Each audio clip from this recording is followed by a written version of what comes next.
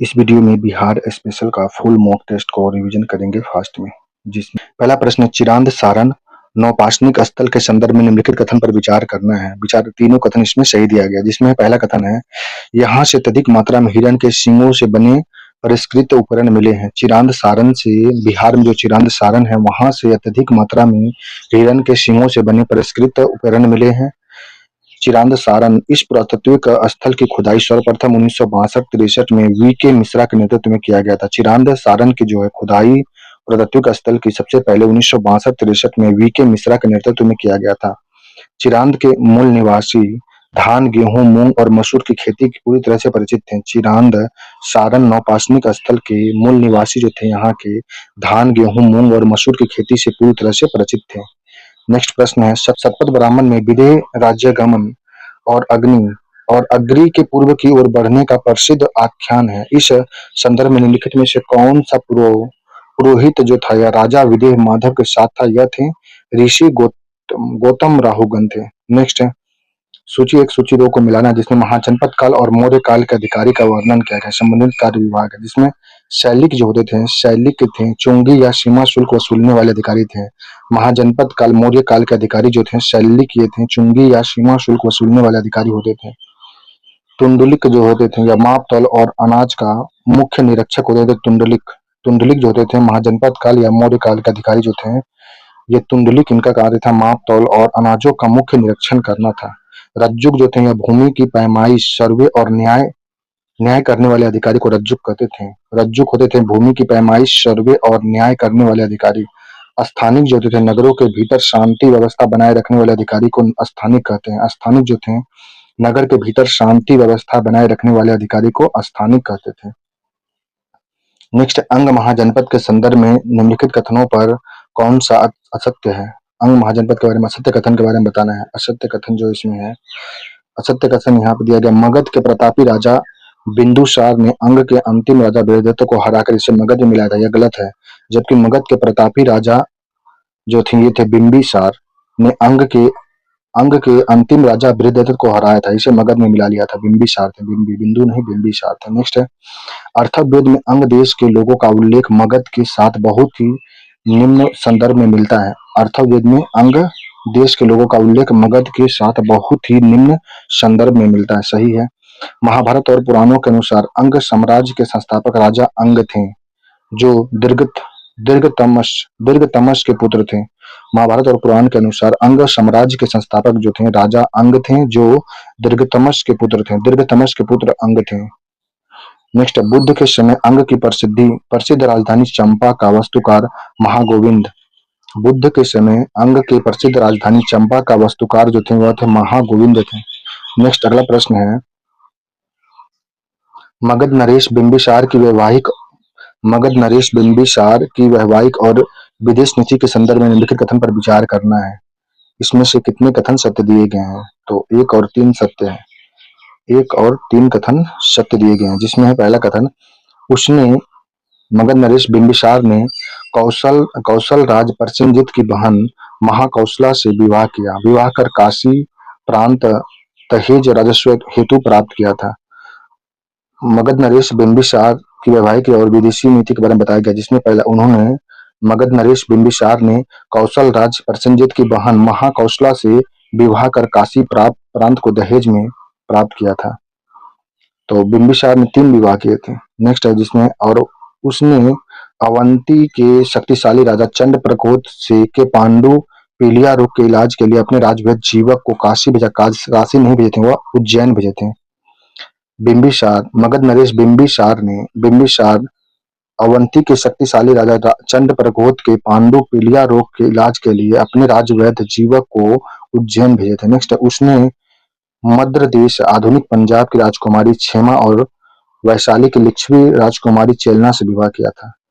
तो बिंबिसार जो थे मगध नरेश बिंबिसार जो थे ये, उन्होंने मद्र देश आधुनिक पंजाब की राजकुमारी क्षेमा और वैशाली की राजकुमारी लिच्छवी राजकुमारी चेलना से विवाह किया था। तो उनका 3 विवाह हुआ था। नेक्स्ट है, सम्राट अशोक के शिलालेख अभिलेखों के संदर्भ में निम्नलिखित में से कौन सा कथन पूर्ण असत्य दिया गया है? इसमें असत्य कथन जो है, सम्राट अशोक का व्यक्तिगत नाम अशोक केवल बिहार की बराबर गुफा के म, अभिलेखों से ही दर्ज मिलता है, यह गलत दिया गया। जबकि सम्राट अशोक का व्यक्तिगत नाम अशोक जो है, यह मास्की, नेतुर, उडेगोलन, बिहार की बराबर गुफा, ये सभी से मिलता है। सम्राट अशोक का नाम अशोक मिलता है। नेक्स्ट है, अशोक का शेरकुना कंधार अभिलेख द्विभाषी यानी यानी ग्रीक और अरमाई लिपि में उत्कीर्ण है, सही है। अशोक का शेरकुना कंधार अभिलेख जो है द्विभाषी यानी ग्रीक और अरमाइक लिपि में उत्कीर्ण किया गया है। राजस्थान से प्राप्त भाब्रू बैराट शिलालेख में अशोक ने स्वयं को मगधाधिराज मगध का राजा घोषित किए हैं। राजस्थान से प्राप्त भाब्रू बैराट शिलालेख में अशोक ने स्वयं को मगधाधिराज मगध का राजा घोषित किया है। नेपाल की तराई से प्राप्त रुक्मदेही स्तंभ लेख से मौर्यकालीन कर व्यवस्था में कटौती 1/6 से 1/8 किए जाने की आर्थिक जानकारी मिलता है। नेपाल की तराई से प्राप्त रुक्मदेही स्तंभ लेख से मौर्यकालीन कर व्यवस्था में कटौती 1/6 से लेकर 1/8 किए जाने की आर्थिक जानकारी दिया गया है। सम्राट अशोक का वास्तविक नाम अशोक बिहार के बराबर गुफाओं के अभिलेख से दर्ज मिलता है। सिर्फ केवल यही नहीं, और मस्जिद, नेतुर और उडेगोलन में भी मिलता है अशोक। नेक्स्ट टाइम, गुप्त राजवंश के शासक चंद्रगुप्त प्रथम के संदर्भ में निम्नलिखित कथन पर सत्य बताना है। चंद्रगुप्त प्रथम के बारे में कथन सही जो दिया गया है, चंद्रगुप्त प्रथम ने चंद्रगुप्त प्रथम ने केवल 2 कथन सही दिए गए हैं, जिसमें है चंद्रगुप्त प्रथम ने उसने मगध की सत्ता संभालते ही 319-20 ईस्वी में गुप्त संवत की शुरुआत किया था, सही है। चंद्रगुप्त प्रथम ने मगध की सत्ता संभालते ही 319-20 में गुप्त संवत की शुरुआत किया था। नेक्स्ट है, उसने उसने शक्तिशाली लिच्छवी गणराज की राजकुमारी कुमार देवी से विवाह कर अपनी राजनीतिक प्रतिष्ठा दृढ़ किया था। चंद्रगुप्त प्रथम ने शक्तिशाली लिच्छवी गणराज की राजकुमारी कुमार देवी से विवाह कर अपनी राजनीतिक प्रतिष्ठा सुदृढ़ किया था। नेक्स्ट है, चंद्रगुप्त प्रथम ने गुप्त वंश में पहली बार जो है सोना के राजा रानी प्रकार या लिच्छवी प्रकार के सिक्के जारी किए, महाराधिराज की उपाधि लिया था। महाराजा धीराज की उपाधि जो लिया वह सोना का सिक्का में राजा रानी का प्रकार या लिच्छवी प्रकार का सिक्का जारी किया था, चंद्रगुप्त प्रथम के द्वारा किया गया था। चांदी में उसका व कुमार देवी का चित्र था। चांदी का जो सिक्का जारी किया था उसमें उसका और कुमार देवी का वर्णन था, जबकि सोना का सिक्का जो जारी किया उसमें राजा रानी प्रकार लिच्छवी प्रकार के सिक्के जारी किए, जिसमें महाराजा धीराज की उपाधि लिया गया था। नेक्स्ट है, प्राचीन बिहार के गौरव नालंदा विश्वविद्यालय के संदर्भ में सही असत्य कथन बताना है इसमें। तो प्राचीन बिहार के गौरव नालंदा विश्वविद्यालय के बारे में गलत कथन जो दिया गया, बाद के चीनी यात्री इतिंग शियांग ने अपने विवरण में लिखा कि नालंदा के दैनिक खर्च के लिए मगध के राजा 200 गांवों का राजस्व दान में दिया करते थे। यह इतिंग शियांग नहीं, हेनसांग के द्वारा बताया गया था। बाद के चीनी यात्री हेनसांग ने अपने विवरण में लिखा कि नालंदा के दैनिक खर्च के लिए मगध के राजा ने 200 गांवों का राजस्व दान में दिया गया था।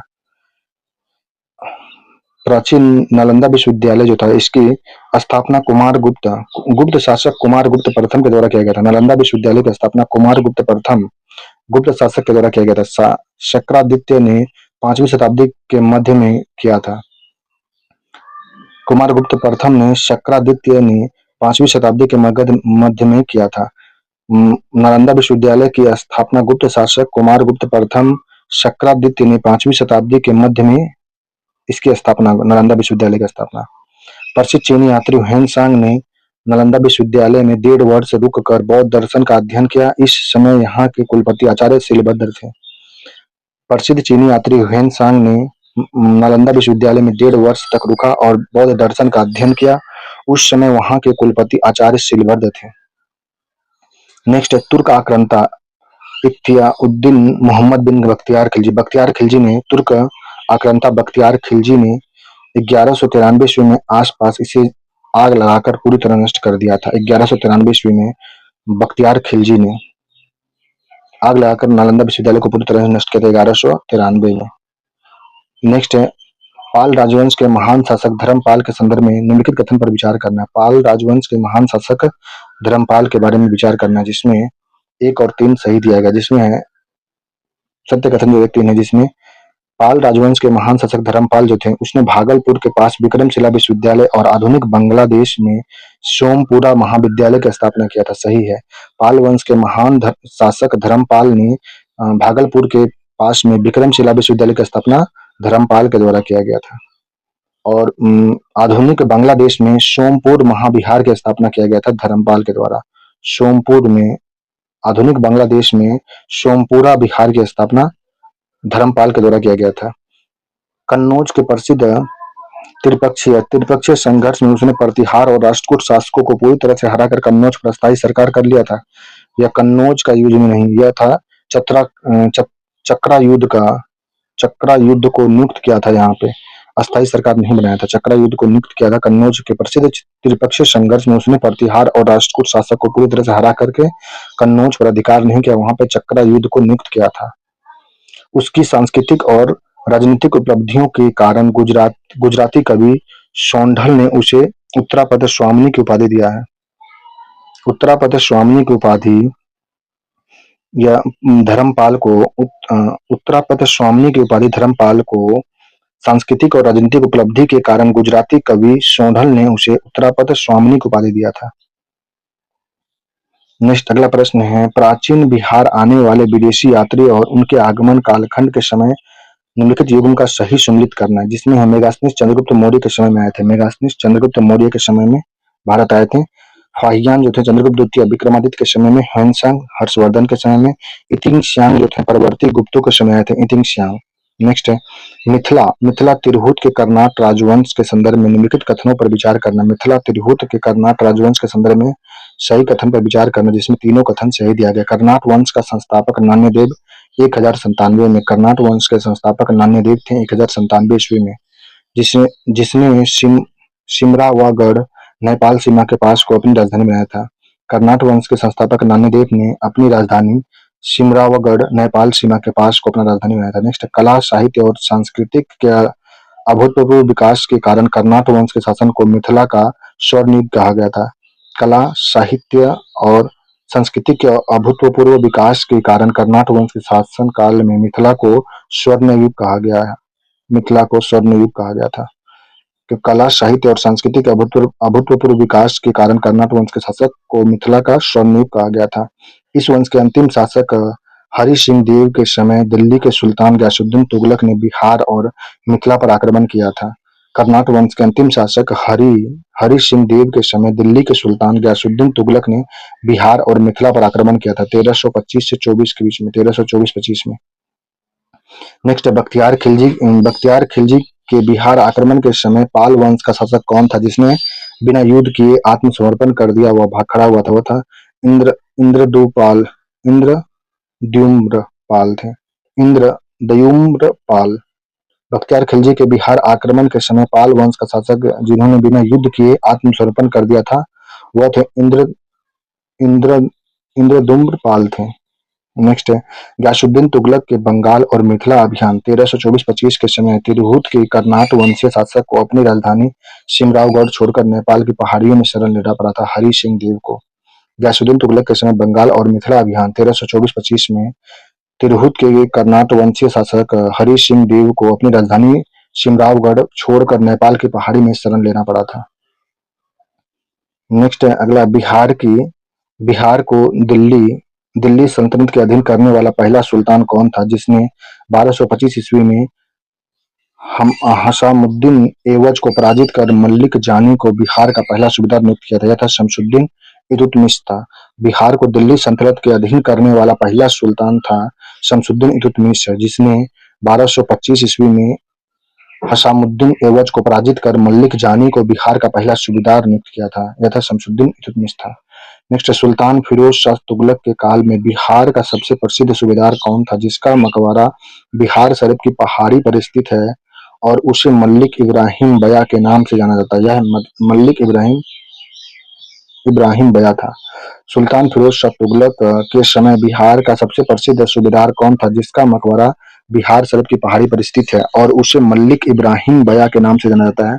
वह है मल्लिक इब्राहिम बया। नेक्स्ट, तिरहुत मिथिला के ओइनवर वंश के प्रसिद्ध राजा के दरबार में मिथिला के कोकिल कहे जाने वाले महाकवि विद्यापति रहते थे, जिन्होंने कर्तिलता और कर्तिपताका की रचना किया था। यह थे राजा शिव सिंह। राजा शिव तिरहुत मिथिला के कोइनवार वंश के प्रसिद्ध राजा जो थे, ये थे राजा शिव सिंह के दरबार में मिथिला के कोकिल कहे जाने वाले महाकवि विद्यापति रहते थे, जिन्होंने कार्तिक लता और कार्तिक पताका की रचना किया था। विद्यापति का कार्तिक लता का कार्तिक कार्तिक लता और कार्तिक पताका की रचना की विद्यापति। वह किसके दरबार में रहते थे? राजा शिव सिंह के दरबार में। नेक्स्ट है, सिकंदर लोदी ने 1495 से लेकर के 1496 में बंगाल के शासक अलाउद्दीन हुसैन शाह को पराजित करने के बाद इसे बिहार का प्रभारी गवर्नर नियुक्त किया था, जिसने बिहार में लोदी वंश का नींव मजबूत किया था। यह था दरिया खान नौहानी। सिकंदर लोदी ने 1495 पंचानवे 96 ईस्वी में बंगाल के शासक अलाउद्दीन हुसैन शाह को पराजित करने के बाद किसे बिहार का प्रभावी गवर्नर नियुक्त किया गया था? वह था दरिया खान नौहानी को। नेक्स्ट है, शेर शाह सूरी ने 1534 ईस्वी में किस ऐतिहासिक युद्ध में बंगाल की सेना को पराजित कर दक्षिण बिहार पर अपना पूर्ण प्रभुत्व स्थापित कर लिया और हजरत ए आला की उपाधि धारण किया था? यह था सूरजगढ़ा का युद्ध में। शेर शाह सूरी ने 1534 में सूरजगढ़ा युद्ध में बंगाल की सेना को पराजित कर दक्षिण बिहार पर अपना पूर्ण प्रभुत्व स्थापित कर लिया और हजरत ए आला को उपाधि धारण किया गया था शेर शाह सूरी ने सूरजगढ़ा का युद्ध में। नेक्स्ट है, बिहार में सूफी संप्रदाय सिलसिले के आगमन के संदर्भ में निम्नलिखित कथन पर विचार करना है, जिसमें से कथन 2 और 3 सत्य दिए गए हैं। जिसमें है, बिहार में सबसे लोकप्रिय और प्रभावशाली सूफी सिलसिला फिरदौसिया था। बिहार में सबसे लोकप्रिय और प्रभावशाली सूफी सिलसिला फिरदौसिया था। फिरदौसिया सिलसिले के सबसे महान संत मखदूम शफुद्दीन यहाँ मनेरी था, जिसका मुख्य कार्यक्षेत्र बिहार शरीफ था। फिरदौसिया सिलसिले का सबसे महान संत जो था मखदूम शफुद्दीन यहाँ मनेरी था, जिसका मुख्य कार्यक्षेत्र बिहार शरीफ था। बिहार में सबसे लोकप्रिय और प्रभावशाली सूफी सिलसिला फिरदौसिया था और फिरदौसिया सिलसिले का महान संत मखदूम सैफुद्दीन यहाँ मनेरी था, जिसका मुख्य कार्यक्षेत्र बिहार शरीफ था। बिहार में सबसे पहले आने वाले सूफी सिलसिला जो थे इमाम ताज फकी आया था। इमाम था फकी आया था। चिश्ती और फिर कादरी थे नहीं। सुरवर्दी आगमन हुआ था। सुरावर्दी सिलसिला का आगमन हुआ था बिहार में पहला। सुरावर्दी सिलसिला का सबसे पहले बिहार में आने वाला जो सूफी सिलसिला था उसका नाम था इमाम ताज फकी। नेक्स्ट है, मध्यकालीन बिहार के युद्ध और सूची को मिलाना है, जिसमें घाघरा का युद्ध जो हुआ था 1529 में। घाघरा का युद्ध 1529 में हुआ था। चौसा का युद्ध 1539 में। कन्नौज बिलग्राम का युद्ध 1540 में। हाजीपुर पटना का युद्ध अकबर बनाम दाऊद खान के बीच में हुआ था 1574 में। हाजीपुर पटना का युद्ध हुआ था अकबर बनाम दाऊद खान के बीच में 1574 में हुआ था। कन्नौज बिलग्राम का युद्ध 1540 में। चौसा का युद्ध 1539 में। घाघरा का युद्ध 1529 में हुआ था। हाजीपुर पटना का युद्ध अकबर बनाम दाऊद खान के बीच में 1574 में हुआ था। नेक्स्ट है, शेर शाह सूरी के प्रशासनिक और राजस्व सुधार के संदर्भ में निम्नलिखित कथन पर विचार करना है। शेर शाह सूरी के बारे में। शेर शाह सूरी ने उसने भूमि की नाप के लिए सिकंदरी गज 32 अंगुल और सन की दंती का प्रयोग किया था। शेर शाह सूरी ने भूमि की माप के लिए सिकंदरी गज 32 अंगुल और सन की दंती का प्रयोग किया था। उसने किसानों की सुरक्षा के लिए पट्टा, जिसमें भूमि का विवरण होता है, और कबूलियत किसानों द्वारा लगान स्वीकार करने का पत्र व्यवस्था लागू किया गया था। शेर शाह सूरी के द्वारा किसानों की सुरक्षा के लिए पट्टा, जिसमें भूमि का विवरण होता था, और कबूलियत, जिसमें किसान द्वारा लगान स्वीकार करने का पत्र व्यवस्था लागू किया गया था। शेर शाह सूरी के द्वारा उसने लगान निर्धारण के लिए 3 प्रणाली गुलबख्शी, नई मुक्ति, नगद जब्ती को पूरी तरह से प्रतिबंध किया था। पूरी तरह से प्रतिबंध नहीं किया था। नेक्स्ट है, निम्नलिखित युग्मों पर विचार करना है। निम्नलिखित युग्मों पर विचार करना है, जिसमें दिया गया मध्यकालीन बिहार के कुरानी राजवंश के संदर्भ में बताना है। कुरानी राजवंश जो था, इसमें 3 युग्म सही, तीनों युग्म सही दिया गया, जिसमें ताज खान कुरानी बिहार में करानी अफगान राजवंश का संस्थापक था। ताज खान कर्रानी जो था बिहार में करानी अफगान राजवंश का संस्थापक था। सुलेमान कर्रानी जो था, उसने अपनी राजधानी को बिहार शरीफ से तांगड़ा बंगाल स्थानांतरित किया और पूरी तरह से जगन्नाथ मंदिर को लूट लिया था। सुलेमान कर्रानी जो था, उसने अपनी राजधानी को बिहार शरीफ से तांड़ा बंगाल स्थानांतरित किया और पूरी तरह से जगन्नाथ मंदिर को लूटा था। यह सुलेमान कर्रानी था। नेक्स्ट, दाऊद खान कर्रानी जो था, बिहार और बंगाल का अंतिम अफगान शासक, जिसने अकबर को पराजित किया था। दाऊद खान कर्रानी जो था, यह बिहार और बंगाल का अंतिम अफगान शासक था, जिसने अकबर को पराजित किया था। दाऊद खान कर्रानी। नेक्स्ट है मुगल सम्राट और बिहार के संदर्भ में निम्नलिखित कथन पर असत्य कथन बताना है। इसमें असत्य कथन जो दिया गया है, मुगल सम्राट जहांगीर का राज्याभिषेक भी पटना के तख्त श्री हरिमंदिर साहिब के परिसर में चुपचाप तरीके से क्या कहते हैं नहीं हुआ था। जबकि मुगल सम्राट फर्रुखशियर पहला ऐसा मुगल शासक था जिसका राज्याभिषेक 1713 में पटना की धरती पर हुआ था। मुगल सम्राट जो था फर्रुखशियर पहला ऐसा मुगल शासक था जिसका राज्याभिषेक 1713 में पटना की धरती पर हुआ था। मुगल सम्राट शाह आलम द्वितीय का राज्याभिषेक भी अंग्रेजों के संरक्षण में पटना की फैक्ट्री जहां अंग्रेजी फैक्ट्री अंग्रेज कोठी में हुआ था। मुगल सम्राट शाह आलम द्वितीय का राज्याभिषेक अंग्रेजों के संरक्षण में पटना की अंग्रेजी फैक्ट्री अंग्रेज कोठी में हुआ था। औरंगजेब ने अपने प्रिय पौत्र शाह शुजा अदीन को बिहार का सूबेदार नियुक्त किया था। उसने पटना का नाम बदलकर अजीमाबाद कर दिया था। औरंगजेब ने अपने प्रिय पौत्र शाहजादा अजीम को बिहार का सूबेदार नियुक्त किया। उसने पटना का नाम बदलकर अजीमाबाद कर दिया था और जो औरंगजेब का पोता था। नेक्स्ट, बिहार के किस स्थान पर जैन धर्म का 12वां तीर्थंकर वासु पूज्य जन्म लिए थे? यह थे चंपापुरी में। चंपापुरी में बिहार के स्थान चंपापुरी स्थान पर बिहार का जैन धर्म के 12वां तीर्थंकर वासु पूज्य जन्म लिए थे। नेक्स्ट, सूचिएक और राजधानी को मिलान करना, जिसमें दिया गया है कर्नाट वंश की राजधानी जो था सिमरावगढ़ था। कर्नाट वंश का राजधानी सिमरावगढ़ था। ओइनवार राजवंश की राजधानी सुगाउना देवकुली था। देवकुली या सुगाउना ओइनावर राजवंश की राजधानी था। चेरो राजवंश पलामू का राजधानी जो था शाहबाद या पलामू था। चेरो राजवंश पलामू का जो राजधानी था शाहबाद पलामू था।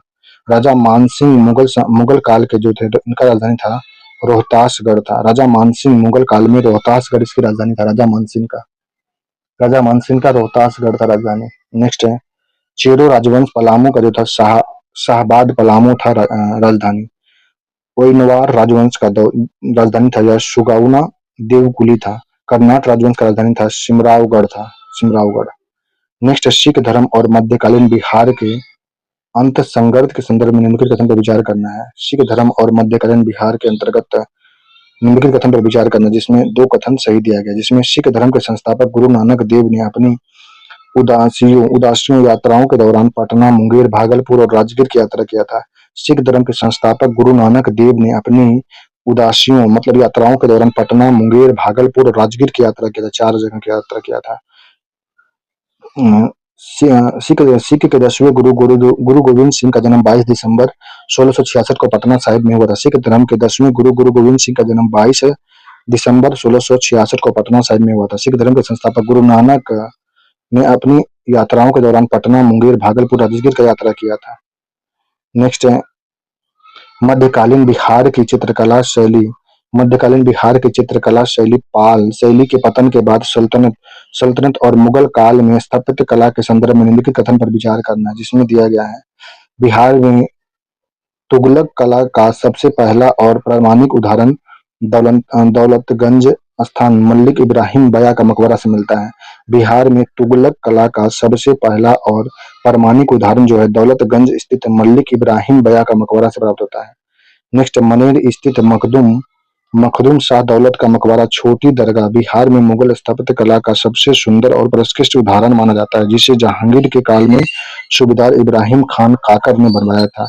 मनेर स्थित मखदूम शाह दौलत का मकबरा छोटी दरगाह बिहार में मुगल स्थापत्य कला का सबसे सुंदर और परिष्कृत उदाहरण माना जाता है, जिसे जहांगीर के काल में सूबेदार इब्राहिम खान काकर ने बनवाया था। नेक्स्ट है मध्यकालीन बिहार के स्थानीय स्वायत्त राजवंशों के संदर्भ में निम्नलिखित कथनों पर विचार करना। मध्यकालीन बिहार के स्थानीय स्वायत्त राजवंशों के संदर्भ में निम्नलिखित कथन पर विचार करना, जिसमें दिया गया दोनों कथन सही दिया गया है।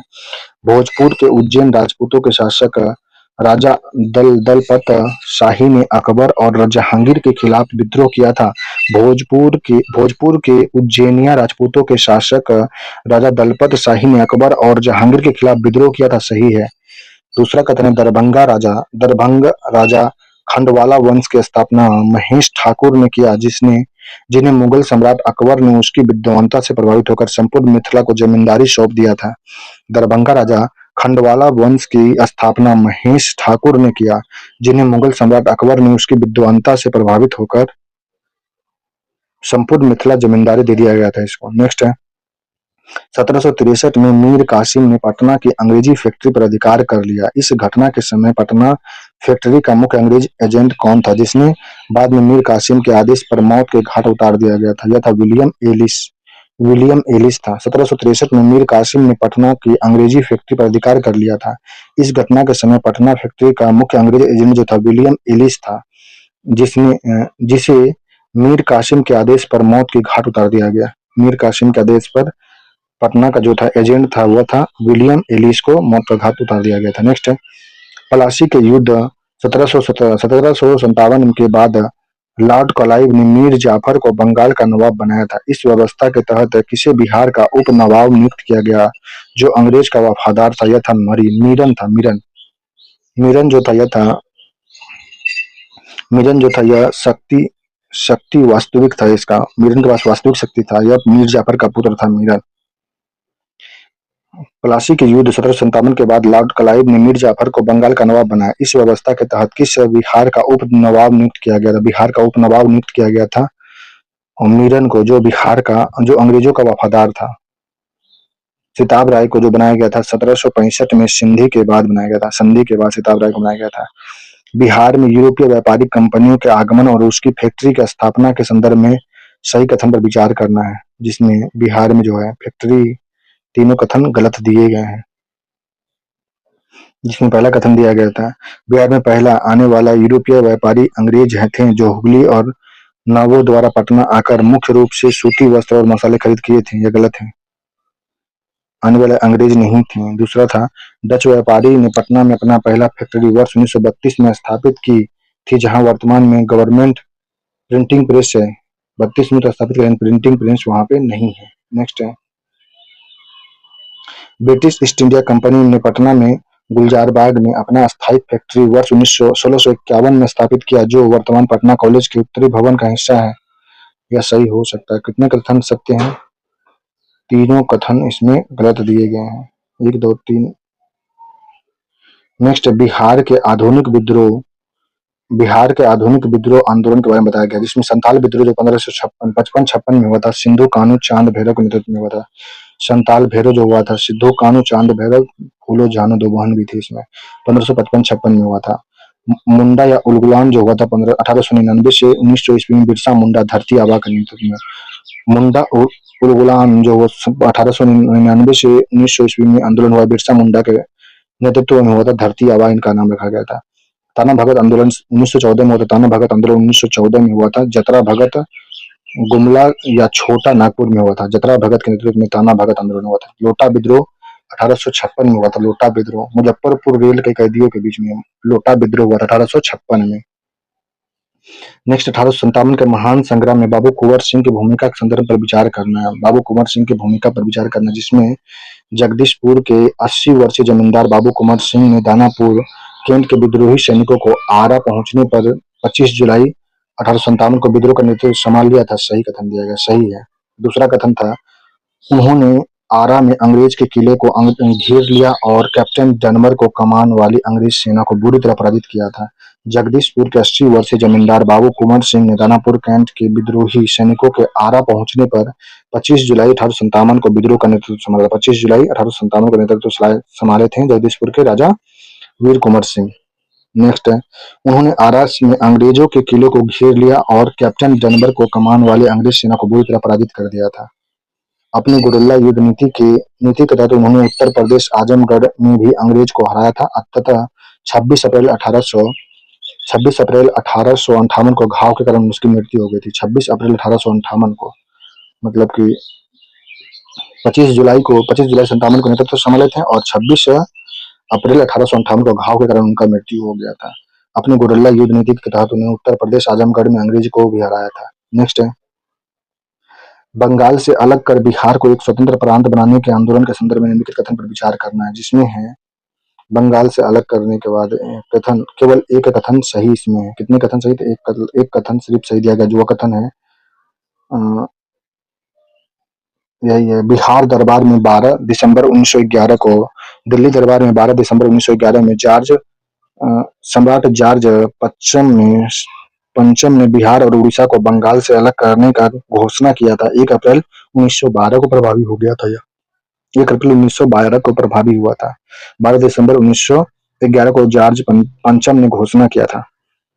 1908 में पटना में आयोजित प्रथम बिहार प्रांतीय सम्मेलन में मोहम्मद फखरुद्दीन ने बिहार को अलग प्रांत बनाने का औपचारिक प्रस्ताव रखा था। औपचारिक प्रस्ताव बिहार को अलग करने का प्रस्ताव मोहम्मद फखरुद्दीन ने रखा था 1908 में पटना में आयोजित प्रथम बिहार प्रांतीय सम्मेलन में।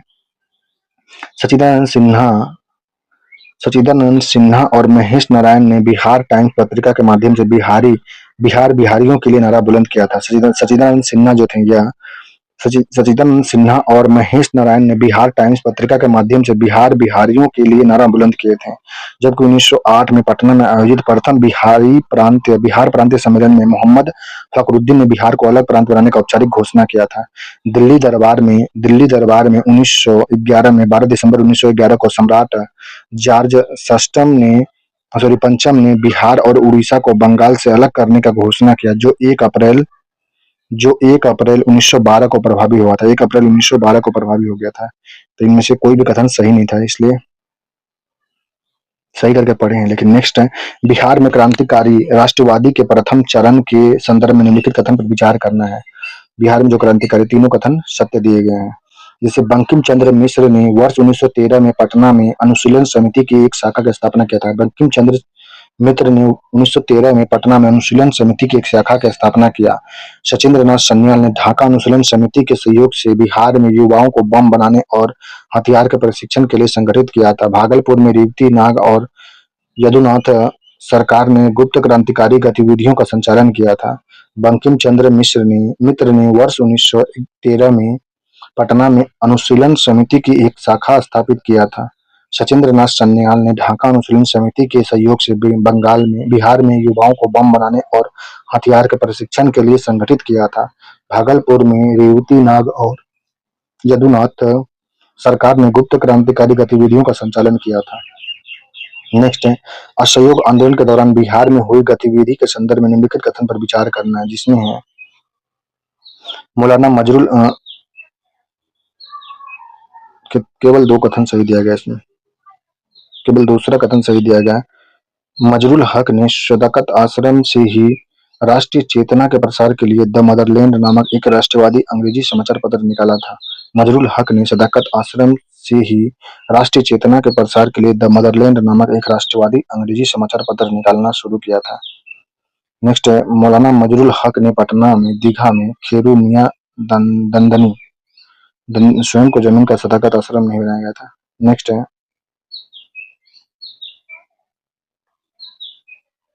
वर्ष 1922 में कांग्रेस का 37वां वार्षिक अधिवेशन बिहार के गया में आयोजित हुआ था। इस अधिवेशन के संदर्भ में निम्नलिखित कथन पर विचार करना। 1922 में कांग्रेस का 37वां अधिवेशन गया में आयोजित किया गया। इस संदर्भ में सही कथन पर विचार करना, जिसमें तीनों कथन सही दिए गए हैं। पहला, इस ऐतिहासिक गया अधिवेशन की अध्यक्षता देश बंधु चित्तरंजन दास ने किया था। 1922 में 37वां अधिवेशन बिहार के गया में हुआ था, जिसका अध्यक्षता देश बंधु चित्तरंजन दास ने किया था। इस अधिवेशन में कांग्रेस के भीतर परिवर्तनवादी और अपरिवर्तनवादी के बीच विधान परिषद में प्रवेश को लेकर मतभेद गहरा हो गया था। प्रस्ताव गिर जाने के बाद चित्तरंजन दास और मोतीलाल नेहरू इस्तीफा दे दिए और जनवरी 1923 में स्वराज पार्टी का गठन किया। इसकी बिहार शाखा के अध्यक्ष नारायण प्रसाद बने थे। जो यह प्रस्ताव लाया गया था, अधिवेशन जो कांग्रेस का जो 37वां अधिवेशन गया में हुआ, इस अधिवेशन के बारे में, इस ऐतिहासिक अधिवेशन की अध्यक्षता देश चित्तरंजन दास ने किया। इस अधिवेशन में कांग्रेस के भीतर परिवर्तनवादी और अपरिवर्तनवादी के बीच विधान परिषद को लेकर मतभेद गहरा हो गया था। प्रस्ताव गिर जाने के बाद चित्तरंजन दास और मोतीलाल नेहरू ने इस्तीफा दे दिया था। जनवरी 1923 में स्वराज पार्टी का गठन किया गया। इसका बिहार शाखा का अध्यक्ष जो नारायण प्रसाद बनाए गए थे। नेक्स्ट है, सविनय अवज्ञा आंदोलन के दौरान बिहार में नमक सत्याग्रह के संदर्भ में निम्नलिखित में से कौन सा सही मिलान दिया गया। नमक सत्याग्रह, सविनय अवज्ञा आंदोलन के दौरान बिहार में नमक सत्याग्रह के संदर्भ में निम्नलिखित में से कौन सा कथन सही दिया गया। तो इसमें पटना जो था अंबिका क्रांत इसमें सारण और चंपारण में विपिन बिहारी वर्मा ने नमक सत्याग्रह का आंदोलन किया था। सारण और चंपारण में विपिन बिहारी वर्मा ने, पटना में अंबिका कांत सिंह नखास पिंड के द्वारा किया गया था। मुंगेर में श्रीकांत सिंह और नंद कुमार सिंह के द्वारा, दरभंगा में सत्यनारायण सिंह के द्वारा किया गया था। सविनय अवज्ञा आंदोलन के दौरान बिहार में नमक सत्याग्रह का संदर्भ किए थे। जो नमक सत्याग्रह के प्रमुख नेता थे बिहार के जिले में, जो सारण और चंपारण जिला में थे, विपिन बिहारी शर्मा थे। नमक सत्याग्रह के प्रमुख नेता थे विपिन बिहारी वर्मा थे। पटना में नमक सत्याग्रह के प्रमुख नेता थे, पटना में अंबिका कांत सिंह नखास पिंड थे। नेक्स्ट, मुंगेर में नमक सत्याग्रह के प्रमुख नेता थे, मुंगेर में श्री कृष्ण सिंह और नंद कुमार सिंह थे। दरभंगा में नमक सत्याग्रह के प्रमुख नेता थे सत्यनारायण सिंह थे। नेक्स्ट है, वर्ष 1927 में प्रांतीय चुनाव के बाद बिहार में प्रथम लोकतांत्रिक सरकार के गठन के संदर्भ में कथन पर विचार करना, जिसमें कितने कथन सही दिए गए? 2 और 3 सही दिया गया है। जिसमें है, राज्यपाल के हस्तक्षेप की नीति के विरोध में कांग्रेस के तत्कालीन नेता डॉक्टर कृष्ण सिंह द्वारा सरकार बनाने के इनकार करने के बाद मोहम्मद यूनुस ने बिहार के प्रथम अंतरिम मुख्यमंत्री, तब प्रधानमंत्री कहा जाता था, के रूप में शपथ लिया था। वह इंडिपेंडेंट पार्टी से लड़े थे, 20 सीट शायद लाए थे। नेक्स्ट है, दूसरा, अंततः जुलाई 1937 में मतभेद के दूर होने पर डॉक्टर श्री कृष्ण सिंह के नेतृत्व में प्रथम उत्तरदायी सरकार का गठन हुआ और रामदयाल सिंह बिहार विधानसभा के प्रथम अध्यक्ष बने थे। रामदयाल सिंह बिहार विधानसभा के पहले अध्यक्ष बने थे। इस्तीफा दिए थे 1939 में इस्तीफा। नेक्स्ट है, गवर्नमेंट ऑफ इंडिया एक्ट 1919 के तहत 1937 में बिहार विधानसभा में चुनाव हुआ, जिसमें कांग्रेस को पूर्ण बहुमत मिला था। कांग्रेस को पूर्ण बहुमत नहीं मिला था, 152 में से 98 सीट कांग्रेस को मिला था। गवर्नमेंट ऑफ इंडिया एक्ट 1919 के तहत 1937 में बिहार विधानसभा के चुनाव हुआ, जिसमें कांग्रेस को 152 में से 98 सीट मिला था। राज्यपाल के हस्तक्षेप की नीति के विरोध में कांग्रेस तत्कालीन नेता श्री कृष्ण सिंह द्वारा सरकार बनाने से इनकार करने के बाद मोहम्मद यूनुस ने बिहार का अंतरिम मुख्यमंत्री, तब प्रधानमंत्री कहा गया था, वो इंडिपेंडेंट पार्टी से बने थे। अंततः जुलाई 1937 में मतभेद के दूर होने पर डॉक्टर श्री कृष्ण सिंह ने नेतृत्व को प्रथम उत्तरदायी सरकार का गठन हुआ और रामदयाल सिंह बिहार विधानसभा के प्रथम अध्यक्ष बने थे। फिर 1939 में इस्तीफा दे दिए। नेक्स्ट है, बिहार प्रांतीय कांग्रेस कमेटी द्वारा गठित बिहार सोशलिस्ट पार्टी के संदर्भ में निम्नलिखित कथनों पर विचार करना है। बिहार सोशलिस्ट पार्टी का केवल दूसरा कथन इसमें सही दिया गया है, जिसमें है, इस पार्टी का औपचारिक गठन कांग्रेस सोशलिस्ट पार्टी, बिहार प्रांतीय कांग्रेस कमेटी का गठन बिहार में बिहार सोशलिस्ट पार्टी के संदर्भ में बताया गया। जो बिहार सोशलिस्ट पार्टी का औपचारिक गठन जुलाई 1934 को पटना के अंजुम इस्लामिया हॉल में हुआ था। अंजुम इस्लामिया हॉल में हुआ। इसके प्रथम अध्यक्ष आचार्य नरेंद्र देव और प्रथम सचिव जयप्रकाश नारायण थे। पहले इस पार्टी के औपचारिक गठन जुलाई 1934 में पटना के अंजुम इस्लामिया हॉल में हुआ। इसके प्रथम अध्यक्ष आचार्य नरेंद्र देव और प्रथम सचिव जो थे जयप्रकाश नारायण थे। बिहार सोशलिस्ट पार्टी के पहले जो अध्यक्ष बने थे पटना में 1934 में गठन हुआ था, जिसमें अंजुम इस्लामिया हॉल में प्रथम अध्यक्ष थे आचार्य नरेंद्र देव और सचिव प्रथम जयप्रकाश नारायण थे। बिहार सोशलिस्ट पार्टी का औपचारिक गठन वर्ष 1931 में गंगा शरण सिंह, राम वृक्ष बेनीपुरी और रामानंद मिश्रा के द्वारा किया गया था। बिहार सोशलिस्ट पार्टी का अनौपचारिक गठन वर्ष 1931 में ही गंगा शरण सिंह, राम वृक्ष बेनीपुरी और रामानंद मिश्रा का द्वारा किया गया था। नेक्स्ट, बिहार की भूगर्भिक संरचना के संदर्भ में विचार करना। बिहार का भूगर्भिक संरचना जो है यह दिया गया है। बिहार का जो भूगर्भिक संरचना है इसमें 1 और 3 कथन सही किए गए हैं, जिसमें बिहार के दक्षिण पश्चिम भाग कैमूर और रोहतास के मध्य में बिंद क्रम की चट्टान पाई जाती है, जिन्हें बलुआ पत्थर और चूना पत्थर की प्रधानता होती है। बिहार के दक्षिण पश्चिम भाग कैमूर और रोहतास में बिंद क्रम की चट्टान पाई जाती है, जिसमें बलुआ पत्थर और चूना पत्थर की प्रधानता होती है। अगला है, धारवाड़ क्रम की चट्टान जो होती है बिहार के उत्तर पश्चिम नहीं, दक्षिण पूर्व भाग में पाई जाती है। धारवाड़ क्रम की चट्टान बिहार के दक्षिण पूर्व भाग में पाई जाती है। इसमें पेट्रोल के भंडार होने का संभावना होता है। पेट्रोल का भंडार दक्षिण पूर्व में है बिहार का। धारवाड़ क्रम में पेट्रोल होने की संभावना है। बिहार का मैदानी भाग मुख्य रूप से काटरनरी काल की जलोढ़ मिट्टी से निर्मित होते हैं। बिहार का मैदानी भाग जो है मुख्य रूप से क्वाटरनरी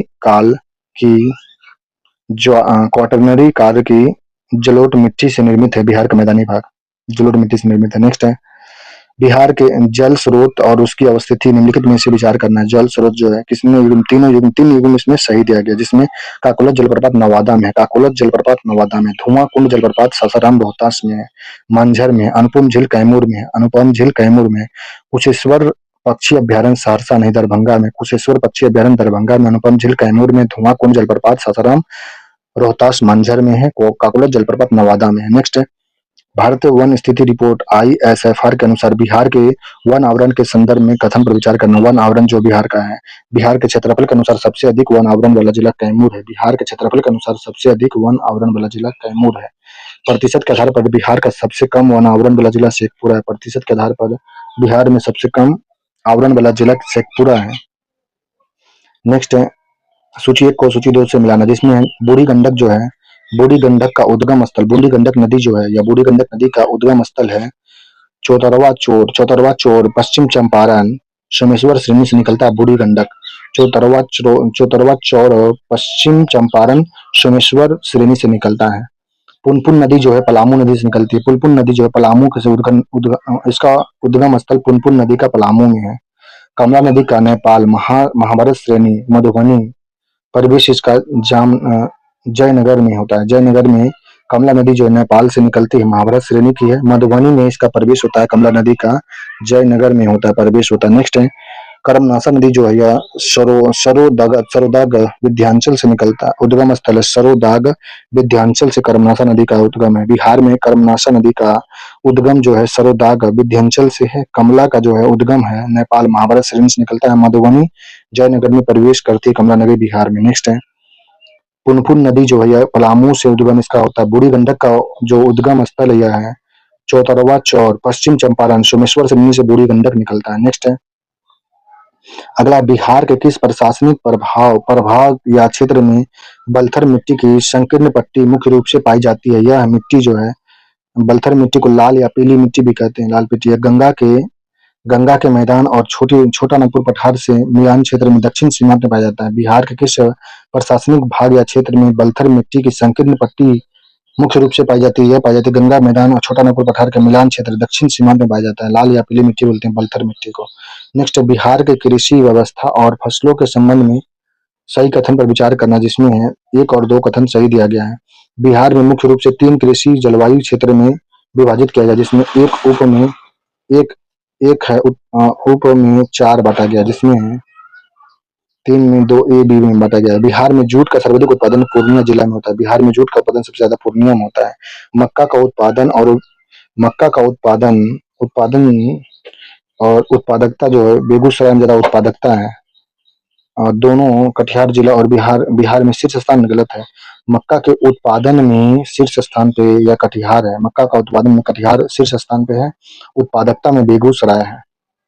नेक्स्ट है, बिहार के प्रसिद्ध गर्म कुंडों और उसके जिलों के निम्नलिखित युग्मों पर विचार करना, जिसमें दिया गया है 3 युग्म सही दिए गए हैं, जिसमें ये तीनों युग्म है कि बाहा कुंड जो राजगीर नालंदा में, ब्रह्मा कुंड जो है राजगीर नालंदा में स्थित है। बिहार में गर्म कुंड जल कुंड है, ब्रह्मा कुंड राजगीर नालंदा में, सीताकुंड मुंगेर में, रामेश्वर कुंड मुंगेर में, रामेश्वरम कुंड मुंगेर में है।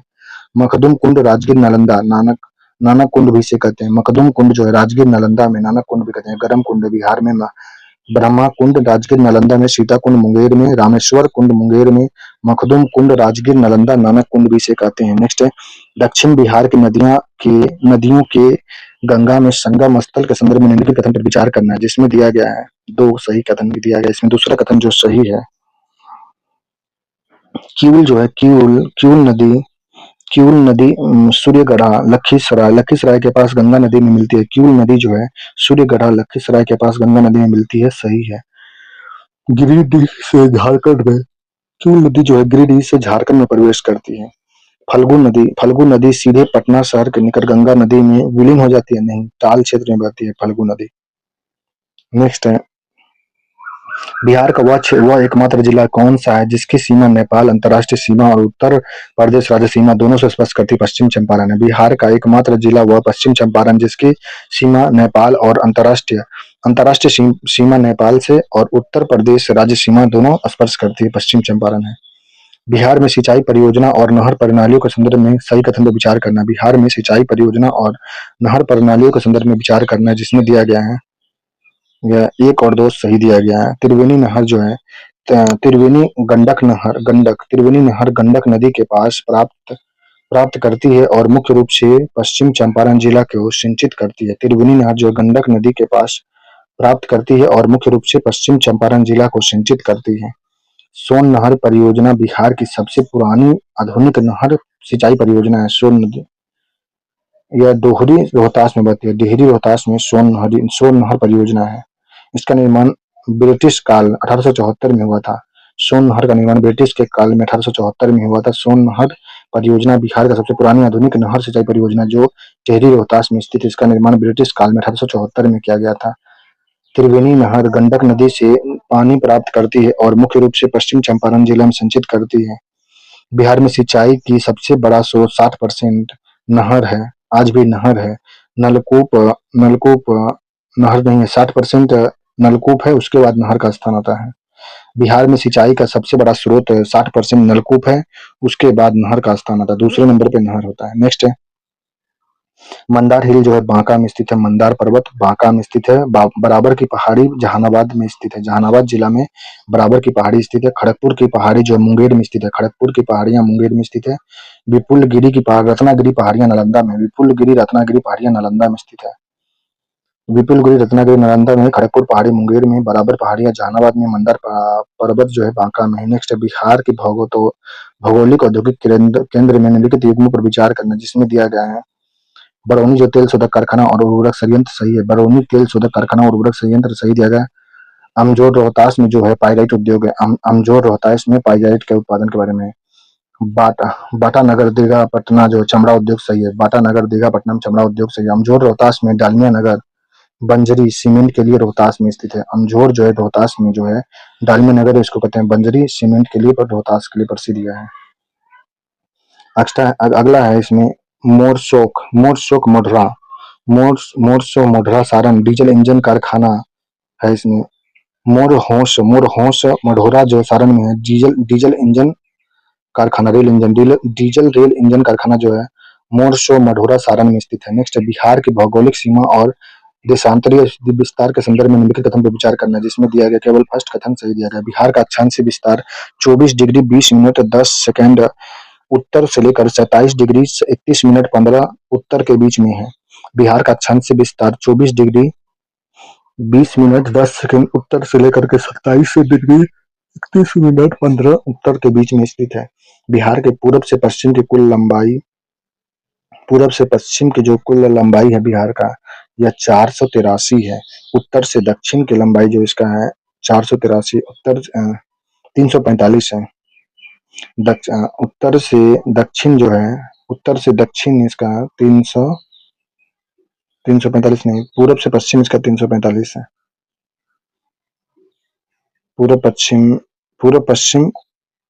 पूरब पश्चिम ज्यादा है, उत्तर दक्षिण कम है। उत्तर दक्षिण की लंबाई 345 है, पूरब पश्चिम 483 है।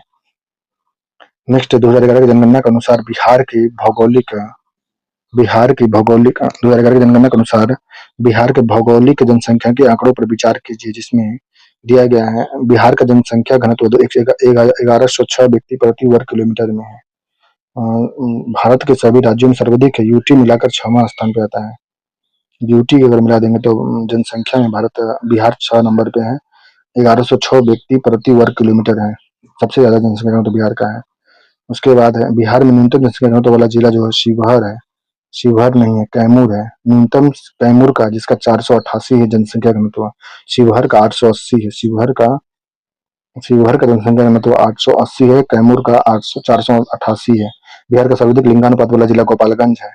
बिहार का सबसे ज्यादा लिंगानुपात वाला जिला गोपालगंज है, जिसका लिंगानुपात जो है यह है 1020 है, जिसका 1210 है। लिंगानुपात 1210 है। लिंगानुपात जिसका 1210 गोपालगंज का है। बिहार में न्यूनतम जनसंख्या घनत्व वाला जिला जो है कैमूर है, 488 है। शिवहर का जो है जनसंख्या घनत्व यह है 880 है। बिहार में जनसंख्या घनत्व 1106 प्रति व्यक्ति वर्ग किलोमीटर। भारत में सभी राज्यों में सर्वाधिक है। यूटी को मिलाकर 6वां स्थान पर आता है।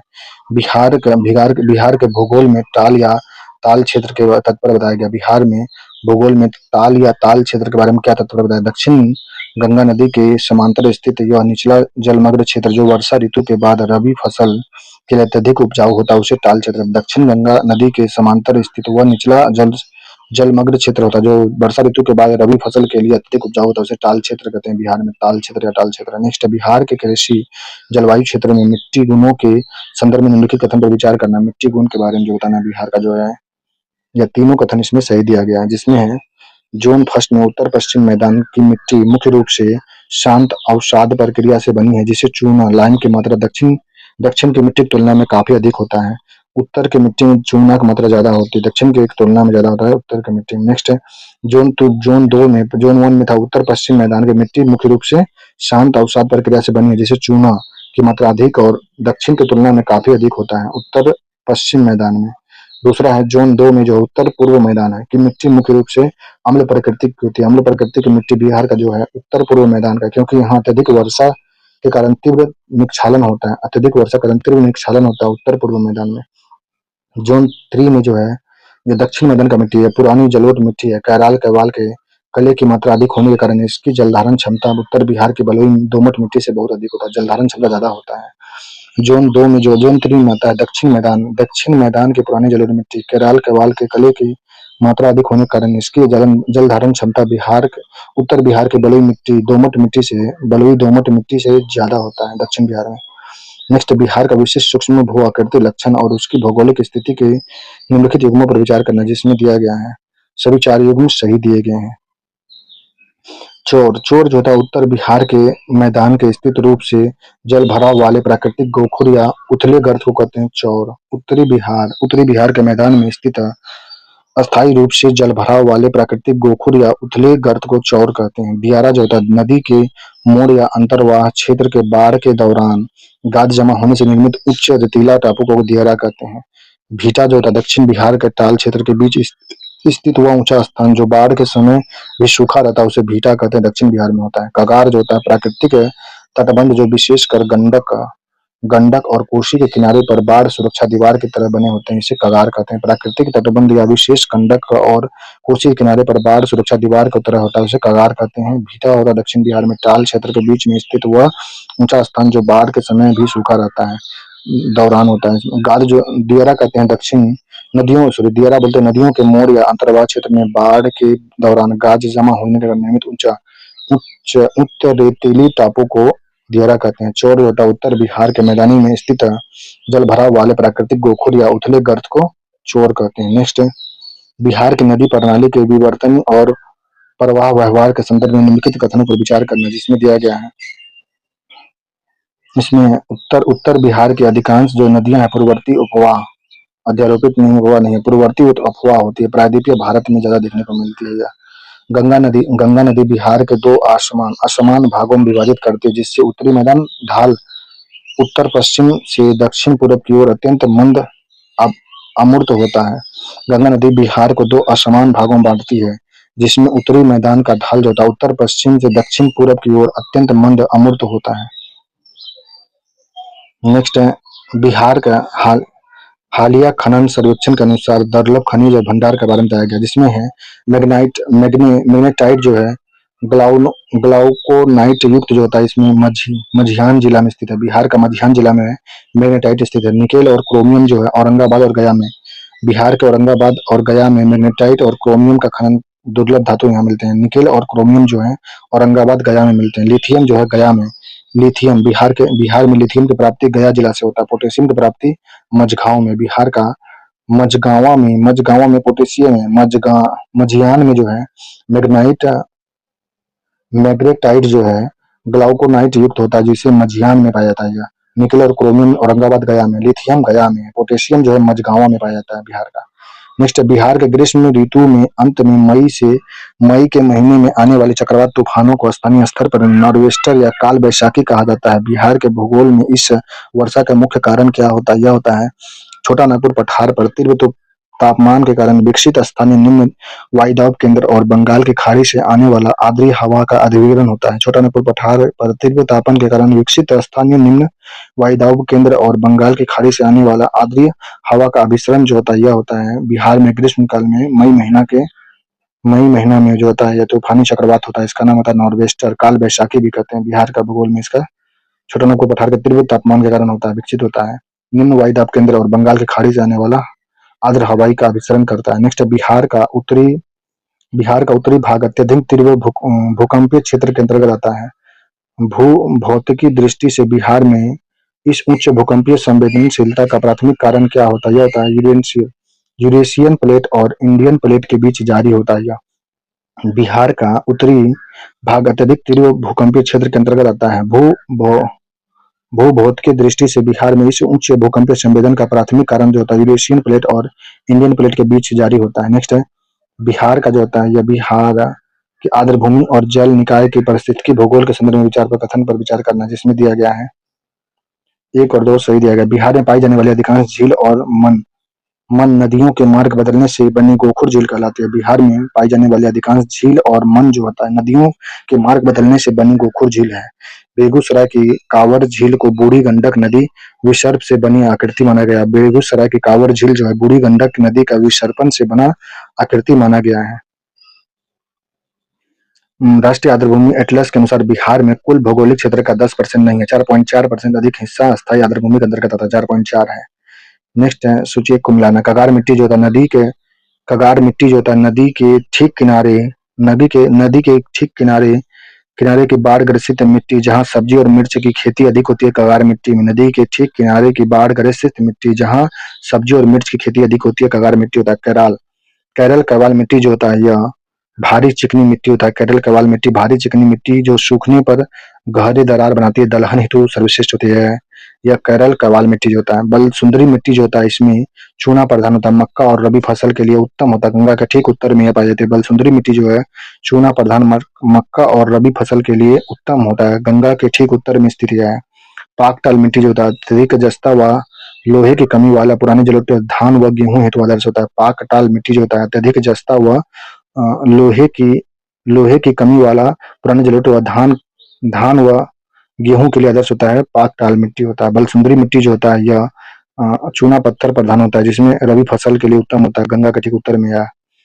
और कैराल कैवाल मिट्टी जो होता है यह भारी चिकनी मिट्टी जो सूखने पर गहरी दरार बनाती है, दलहन के लिए सर्वश्रेष्ठ होता है। कगार मिट्टी जो होता है नदियों के ठीक किनारे बाढ़ग्रस्त मिट्टी जहाँ सब्जी और मिर्च की खेती अधिक होती है।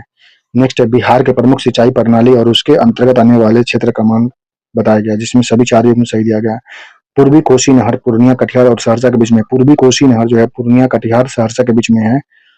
सिंचाई के लिए पूर्वी कोसी नहर है पूर्णिया कटिहार सहरसा के बीच में। तिरहुत नहर जो मुजफ्फरपुर वैशाली सारण के बीच में। तिरहुत नहर मुजफ्फरपुर सारण वैशाली के बीच में है। ढाढर सिंचाई परियोजना गया जहानाबाद के बीच में। ढाढर सिंचाई परियोजना। चंदन जलाशय परियोजना भागलपुर बांका में। चंदन जलाशय परियोजना भागलपुर बांका में है। कोसी पूर्वी नहर परियोजना पूर्णिया कटिहार और सहरसा में है। नेक्स्ट अगला है बिहार के ज्योतिषीय आकार और खगोलीय स्थिति के संदर्भ में निम्नलिखित बारीक स्थानों पर विचार करना, जिसमें दिया गया केवल 1 सही दिया गया। बिहार का देशांतरी विस्तार जो है बिहार का देशांतर विस्तार 83 डिग्री 19 मिनट 50 पूरब से 88 17 40 पूरब के बीच में है। बिहार का देशांतर विस्तार जो है 83 डिग्री 19 मिनट 50 सेकेंड पूरब से लेकर के 88 डिग्री 17 मिनट 40 सेकेंड पूरब के बीच में है। नेक्स्ट भारत के वन प्रकार के वर्गीकरण के आधार पर बिहार के वनों का संबंध निम्नलिखित कथन विचार करना। बिहार का जो वन है बिहार के किशनगंज और उत्तरी पूर्वी पूर्णिया के कुछ हिस्सों में उत्तर आंध्र पर्णपाती वन के पेंच पाए जाते हैं। पर्णपाती वन जो है बिहार के किशनगंज उत्तरी पूर्वी पूर्णिया के कुछ हिस्सों में पाया जाता है। नेक्स्ट है सोमेश्वर श्रेणी के घाटी क्षेत्र में नम सालवान वनस्पति पाई जाती है, जहां घास के मैदान के बीच साल के वृक्ष बिखरे होते हैं। सोमेश्वर श्रेणी के घाटी क्षेत्र में नम साल सागवान वनस्पति पाया जाता है, जहां घास के मैदान के बीच में साल के वृक्ष बिखरे होते हैं। अगला है कैमूर पठार की बंजरी चट्टानें कगारे पर कांटेदार शुष्क झाड़ीदार वन पाए जाते हैं, जो कम वर्षा और तीव्र वाष्पीकरण के अनुकूल नहीं होता है। अनुकूल नहीं होता या 3 सही है, तीसरा भी सही है। कैमूर पठार की बंजर चट्टानी कगार पर कांटेदार शुष्क झाड़ीदारी वन पाए जाते हैं, जो कम वर्षा और तीव्र वाष्पीकरण के अनुकूल होता है। सही है। नेक्स्ट है बिहार के नदी तंत्र की सूक्ष्म सहायक नदियां उसके अपवाह तंत्र निम्नलिखित में से युग्म पर विचार करना, जिसमें दिया गया सभी 4 युग्म सही दिया गया, जिसमें तिलावे और धौंस नदी बागमती तंत्र के बीच में है। तिलावे और धौंस नदी जो है बागमती तंत्र में स्थित है। हरोहर नदी किऊल पुनपुन ताल क्षेत्र में है। हरोहर नदी जो है किऊल पुनपुन ताल तंत्र में स्थित है। चंदन और चीर नदी दक्षिण पूर्वी गंगा तट में है। चंदन और चीर नदी है दक्षिण पूर्वी गंगा तट में स्थित है। सुकारने और मसान नदी बूढ़ी गंडक तंत्र में है। सुकारने और मसान नदी बूढ़ी गंडक तंत्र में स्थित है। नेक्स्ट अगला है बिहार के मैदानी भाग को बिहार के मैदानी भाग बिहार के मैदानी भाग की भू आकृति सूक्ष्म भू आकृति के संबंध में निम्नलिखित कथनों पर विचार करना, जिसमें दिया गया है बिहार उत्तर बिहार के मैदान में नदियों किनारे प्राकृतिक लेवी के ठीक पीछे अत्यधिक संकीर्ण और गहरे दलदली क्षेत्र पाए जाते हैं, जिन्हें स्थानीय रूप से मन या तहान कहते हैं। उत्तर बिहार के मैदानी में नदियों के किनारे प्राकृतिक लेवी के ठीक पीछे अत्यधिक संकीर्ण और गहरे दलदली क्षेत्र पाए जाते हैं, जिसे स्थानीय रूप में मन या तहान कहते हैं। अगला है दक्षिण बिहार का मैदानी गंगा मैदान दक्षिण तट से जैसे जैसे दक्षिण की ओर छोटानागपुर पठार की तरफ बढ़ता है, भूमि की ऊंचाई और ढाल तीव्र गति से घटती नहीं है, बढ़ती रहती है, तीव्र गति से बढ़ जाती है। दक्षिण बिहार का मैदानी गंगा नदी के तट दक्षिण तट से जैसे जैसे दक्षिण की ओर छोटानागपुर पठार की तरफ बढ़ती है, भूमि की ऊंचाई और ढाल तीव्र गति से घटती नहीं है, बढ़ती रहती है। नेक्स्ट मिलाना सूची एक सूची वाल्मीकि वाल्मीकि वन्यजीव प्रभाग 2 जो है वाल्मीकि वन्यजीव प्रभाग 2 जो है यह है ग्रेट इंडियन हॉर्नबिल और बंगाल टाइगर के लिए प्रसिद्ध है। वाल्मीकि वन्यजीव जो है ग्रेट इंडियन हॉर्नबिल और बंगाल टाइगर के लिए प्रसिद्ध है। कैमूर वन प्रभाग जो है नीलगाय और कछुआ के लिए दुर्लभ प्रजाति यहाँ पाई जाती है। कैमूर वन प्रभाग में नीलगाय और कछुआ की दुर्लभ प्रजाति पाई जाती है। भागलपुर सिल्क नदी बेल्ट में जो है गंगा डॉल्फिन सुसु का सघन प्राकृतिक आवास है। गंगा डॉल्फिन जो है सुनसु का सघन प्राकृतिक आवास है भागलपुर सिल्क नदी बेल्ट में। गोगा बिल कटिहार में जो प्रवासी साइबेरियन पक्षी और जल मुर्गी का क्षेत्र है। गोगा बिल कटिहार में जो प्रवासी साइबेरियन पक्षी और जल मुर्गी का क्षेत्र है। भागलपुर सिल्क नदी बेल्ट में गंगा डॉल्फिन सुसु का सघन प्राकृतिक आवास है। कैमूर वन प्रभाग जो है नीलगाय और कछुआ दुर्लभ प्रजाति के लिए प्रसिद्ध है। वाल्मीकि वन्यजीव अभ्यारण्य जो है ग्रेट इंडियन हॉर्नबिल और बंगाल टाइगर के लिए प्रसिद्ध है। नेक्स्ट है बिहार के सारण, सीवान और गोपालगंज जिलों के कुछ क्षेत्र में भूमि की ऊपरी सतह पर एक सफेद नमकीन परत जम जाती है, जिसे स्थानीय रूप से रेह या ऊसरी मिट्टी कहते हैं। भू रासायनिक रूप से इस परत के किस लवण की अधिक मात्रा से होता है? सोडियम कार्बोनेट और सोडियम सल्फेट के कारण होता है। सोडियम कार्बोनेट NaSO3 और NaSO4 होता है। सोडियम कार्बोनेट और सोडियम सल्फेट के कारण होता है। बिहार के सारण, सीवान और गोपालगंज जिले में कुछ क्षेत्रों में भूमि की ऊपरी सतह पर एक सफेद नमकीन परत जम जाती है, जिसे स्थानीय रूप में रेह या ऊसरी मिट्टी कहते हैं। यह भू रासायनिक रूप से किस रूप से यह परत की लवण की सबसे अधिक प्रधानता होती है। इसमें सोडियम कार्बोनेट और सोडियम सल्फेट की प्रधानता ज्यादा होती है। नेक्स्ट बिहार के भूगर्भिक इतिहास के संदर्भ में निम्नलिखित कथन पर विचार करना, जिसमें दिया गया है गया के समीप पाई जाने वाली जेठन पहाड़ी और गया हिल्स प्री कैम्ब्रियन काल के अत्यधिक रूपांतरित चट्टान निर्मित होती है। सही है। कैमूर का पठार भूआकृतिक रूप से प्रायद्वीपीय भारत के मालवा पठार का ही पूर्वी विस्तार माना नहीं, विंध्याचल पठार का है। विंध्याचल पठार का है। कैमूर का जो पठार भूआकृति है प्रायद्वीपीय भारत का जो है यह विंध्याचल पठार का पूर्वी विस्तार माना जाता है। गया के समीप पाई जाने वाली जेठन पहाड़ी और गया हिल्स प्री कैम्ब्रियन काल के अत्याधुनिक रूपांतरित चट्टान निर्मित होती है। सही है। नेक्स्ट सर्दियों के मौसम में दिसंबर जनवरी में बिहार के मैदानी भाग में कभी कभी हल्की बारिश होती है दिसंबर जनवरी में, और उसके तुरंत बाद घना कोहरा छा जाता है। बिहार के भूगोल के सर्दियों में इस वर्षा का मुख्य कारण क्या होता है? भू सागर से उत्पन्न होने वाली पश्चिमी विक्षोभ के पूर्व की ओर प्रवाह के कारण होता है। सर्दियों के मौसम में दिसंबर जनवरी में बिहार के मैदानी भाग में कभी कभी हल्की बारिश और उसके तुरंत बाद घना कोहरा छा जाता है। बिहार के भूगोल के सर्दियों में इस वर्षा का मुख्य कारण होता है भूमध्य सागर के उत्पन्न होने वाली पश्चिम विक्षोभ का पूर्व की ओर प्रवाह के कारण होता है। नेक्स्ट है बिहार के गैर धात्विक खनिजों और उनकी भूवैज्ञानिक अवस्थिति के संदर्भ में निम्नलिखित कथन पर विचार करना, जिसमें दिया गया है मुंगेर की खड़गपुर पहाड़ियों में उच्च गुणवत्ता वाले कॉटरजाइट और स्लेट के विशाल भंडार पाए गए हैं। सही है। मुंगेर के खड़गपुर पहाड़ियों में उच्च गुणवत्ता वाले कॉटरजाइट और स्लेट के विशाल भंडार पाई जाती है। सही दिया गया। दूसरा है भागलपुर का बाटोकूप क्षेत्र बिहार में चाइना क्ले के खनन के लिए सबसे प्रमुख केंद्र है। भागलपुर का बाटोकूप क्षेत्र जो होता है यह बिहार में चाइना क्ले के खनन के लिए सबसे प्रमुख केंद्र है। सही दिया गया है। नेक्स्ट अगला है नवीन भारत वन स्थिति रिपोर्ट सिपरी के अनुसार बिहार के वनों की सघनता के अनुसार निम्नलिखित कथनों पर विचार करना है, जिसमें दिया गया है खुले वन बिहार के वनावरण का आधा से अधिक हिस्सा बनाता है। इसका सर्वाधिक क्षेत्र कैमूर जिले में पाया जाता है। सही है। खुला वन जो बिहार में वनावरण का आधा से अधिक हिस्सा बनाता है, जो सबसे ज्यादा देखने को मिलता है कैमूर जिला में पाया जाता है। बिहार में कुल वनावरण में सबसे बड़ा हिस्सा अति सघन वनों का है, जो मुख्य रूप से दक्षिण बिहार में उत्तर पश्चिम में केंद्रित है। नेक्स्ट है सूची 1 को सूची 2 से मिलाना, जिसमें दिया गया है सोमेश्वर श्रेणी जो है यह सोमेश्वर श्रेणी बिहार के बूढ़ी गंडक और नेपाल के गंडक नारायणी नदी के बीच में। सोमेश्वर श्रेणी कटक जो है यह बिहार के बूढ़ी गंडक और नेपाल के गंडक नारायणी नदी के बीच में है। शाहबाद उच्च मैदानी भाग जो है पश्चिम की कर्मनाशा नदी और पूर्व की सोन नदी तंत्र के बीच में शाहबाद उच्च मैदानी भाग है। सारण का मैदानी उभरा जो भाग है यह है। नदी जो है उत्तर की गंडक और पश्चिम की घाघरा नदी के बीच में सारण का मैदानी उभार है। खड़गपुर पहाड़ी का कगार जो है पश्चिम की किऊल नदी और पूर्व की चंदन नदी के प्रणाली के बीच में। खड़गपुर की पहाड़ी कगार जो है पश्चिम की किऊल नदी और पूर्व की चंदन नदी को अलग करता है। सारण का मैदानी उभार जो होता है यह उत्तर की गंडक और पश्चिम की घाघरा नदी तंत्र को अलग करता है। शाहबाद उच्च मैदानी भाग जो है यह पश्चिम के कर्मनाशा और नदी पूर्व की ओर सोन नदी को अलग करता है। सोमेश्वर श्रेणी कटक जो है बिहार के बूढ़ी गंडक और नेपाल के गंडक नारायणी नदी को अलग करता है। नेक्स्ट है, यदि आप बिहार के मैदानी में विक्षोभ से पूर्व की ओर यात्रा करते हैं तो नदियों के व्यवहार और मैदानी बनावट में क्या प्रमुख भौगोलिक बदलाव देखने को मिलेगा? बाढ़ की आवृत्ति और जल भराव की तीव्रता बढ़ती जाएगी और तथा नदियां विसर्प अधिक संघनन हो जाएगा। यदि आप बिहार के मैदान में पश्चिम से पूरब की ओर यात्रा करते हैं तो नदियों के व्यवहार और मैदान बनावट में क्या मुख्य भौगोलिक बदलाव देखने को मिलेगा? यह बदलाव जो होगा बाढ़ की आकृति और जल भराव की तीव्रता अधिक बढ़ती जाएगी और नदियां का विसर्प अधिक सघन होता जाएगा। अगला प्रश्न है, पश्चिम चंपारण के सोमेश्वर पहाड़ी क्षेत्र में पाई जाने वाली वन्य मिट्टी की मुख्य रासायनिक विशेषता क्या है? इसकी विशेषता यह है कि यह कंकड़ युक्त, छिद्र युक्त और जैविक पदार्थों से समृद्ध परंतु फास्फोरस में कमजोर होती है। पश्चिम चंपारण के सोमेश्वर पहाड़ी क्षेत्र में पाई जाने वाली वन्य मिट्टी की मुख्य रासायनिक विशेषता यह है कि यह कंकड़ युक्त, छिद्रपूर्ण और जैविक पदार्थों से समृद्ध परंतु फास्फोरस में कमजोर होती है। नेक्स्ट, बिहार के आर्थिक भूगोल में किए गए खोज एवं लघु खनिज उसके क्षेत्र पर विचार करना, जिसमें सभी 4 युग्म सही दिया गया है। क्वार्टर सेंट जो है कांच रेत जो है क्वार्टर सेंट कांच रेत पत्थर पत्थर घाट भागलपुर में स्थित है।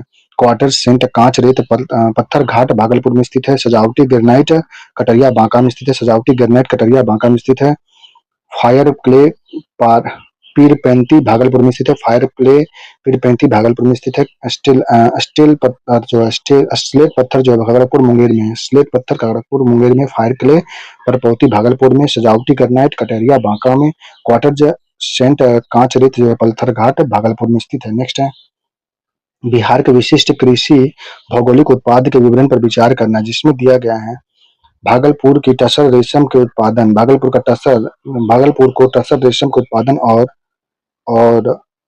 प्रसंस्करण के कारण सिल्क सिटी कहा गया। भारत को टसर रेशम के उत्पादन और प्रसंस्करण के कारण सिल्क सिटी कहा गया। सही है। उत्तर बिहार के पूर्णिया संभाग में शहतूत के बागानों के कारण मलबरी रेशम का उत्पादन किया जाता है। उत्तर बिहार के पूर्णिया संभाग में शहतूत के बागानों के कारण मलबरी रेशम का उत्पादन किया जाता है।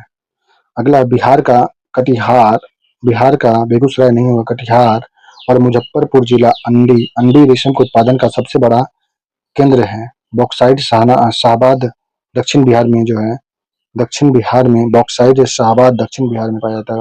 बक्सर और शाहबाद दक्षिण बिहार में है।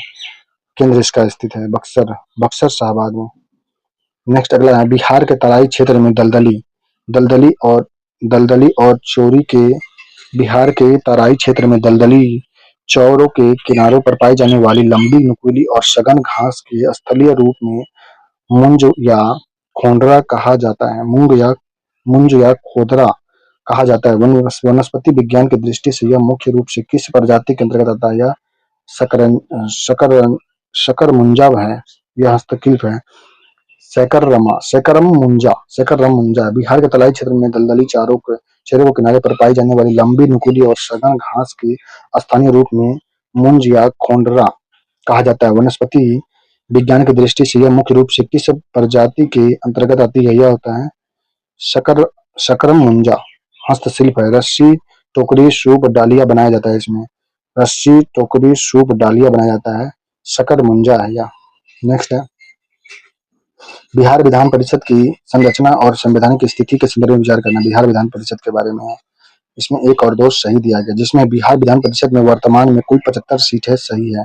बिहार विधानसभा 75 कुल सीट है। इसमें लगभग 1/3 सदस्य राज्य के स्थानीय निकाय द्वारा चुने जाते हैं। 171 एक्ट के तहत बिहार विधान परिषद में वर्तमान में कुल 75 सीटें हैं, जिसमें 1/3 सदस्य राज्यों के स्थानीय निकाय द्वारा चुने जाते हैं।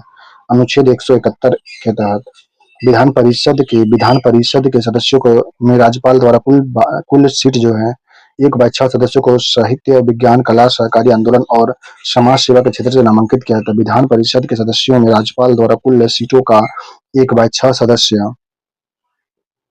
1/6 सदस्य जो है या कुल सीटों का सरकारी आंदोलन और समाज सेवी के क्षेत्र से नामांकित किया जाता है। नेक्स्ट है बिहार विधान परिषद से पहले सभापति राजीव रंजन प्रसाद सिंह थे, जिन्होंने स्वतंत्रता के बाद कार्यभार संभाला था। सर वाल्डेयर मोरेट पूर्व में थे 1921 में। स्वतंत्रता के बाद सत्येंद्र सिन्हा बने थे। पूर्वकालीन श्यामा प्रसाद मुखर्जी थे। यहाँ बिहार विधानसभा के सभापति जो थे पूर्णकालीन थे श्यामा प्रसाद सिंह थे, जबकि स्वतंत्रता के बाद में सत्येंद्र सिन्हा बने थे। और बिहार विधान पहले सभापति जो थे ये थे सर वाल्टर मेरेड पूर्व में थे 1921 में बने थे 1921 में।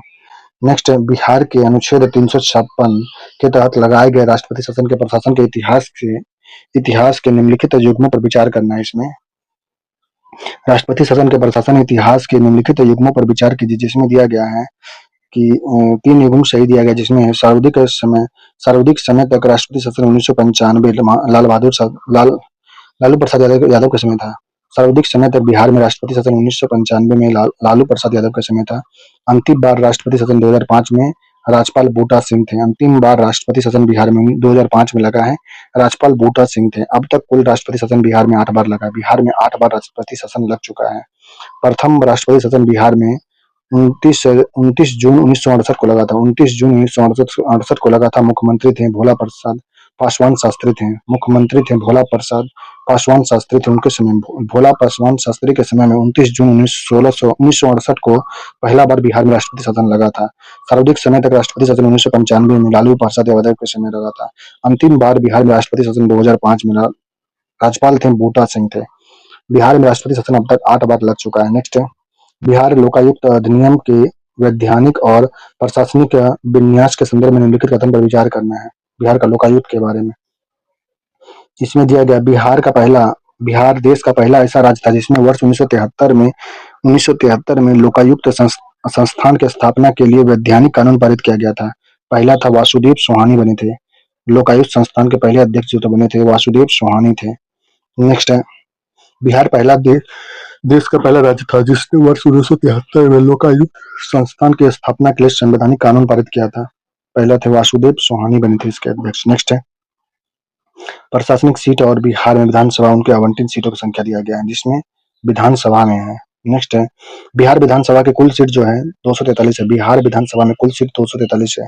अनुसूचित जाति एससी के लिए आरक्षित सीट जो है विधानसभा में अनुसूचित जाति एसटी के लिए आरक्षित एससी के लिए आरक्षित अनुसूचित जाति एससी के लिए आरक्षित सीट विधानसभा में 38 है। अनुसूचित जनजाति एसटी के लिए 2 सीट है। बिहार विधानसभा में एसटी के लिए 2 सीट है, एससी के लिए 38 सीट है। लोकसभा में बिहार की कुल आरक्षित सीट की संख्या 6 है। लोकसभा में बिहार में जो आरक्षित सीट है एससी के लिए 6 सीट है। नेक्स्ट है बिहार पंचायती राज अधिनियम 2006 के तहत पंचायती राज संस्थान में महिलाओं को 50% आरक्षण देने वाला बिहार जो था भारत का पहला राज्य बना था। इस अधिनियम के अनुसार एकल पदों जैसे मुखिया का सरपंच या सरपंच महिलाओं के लिए 50% आरक्षण किस प्रकार लागू किया जाता है। यह पूरे राज्य के स्तर पर कुल पदों के लिए रोटेशन चक्रानुक्रम प्रणाली का आधार पर होता है। पूरे राज्य के स्तर पर कुल पदों के लिए रोटेशन चक्रानुक्रम प्रणाली पर होता है। बिहार पंचायती राज अधिनियम 2006 के तहत पंचायती राज संस्थान PRIS में महिलाओं को 50% आरक्षण देने वाला बिहार भारत का पहला राज्य बना था।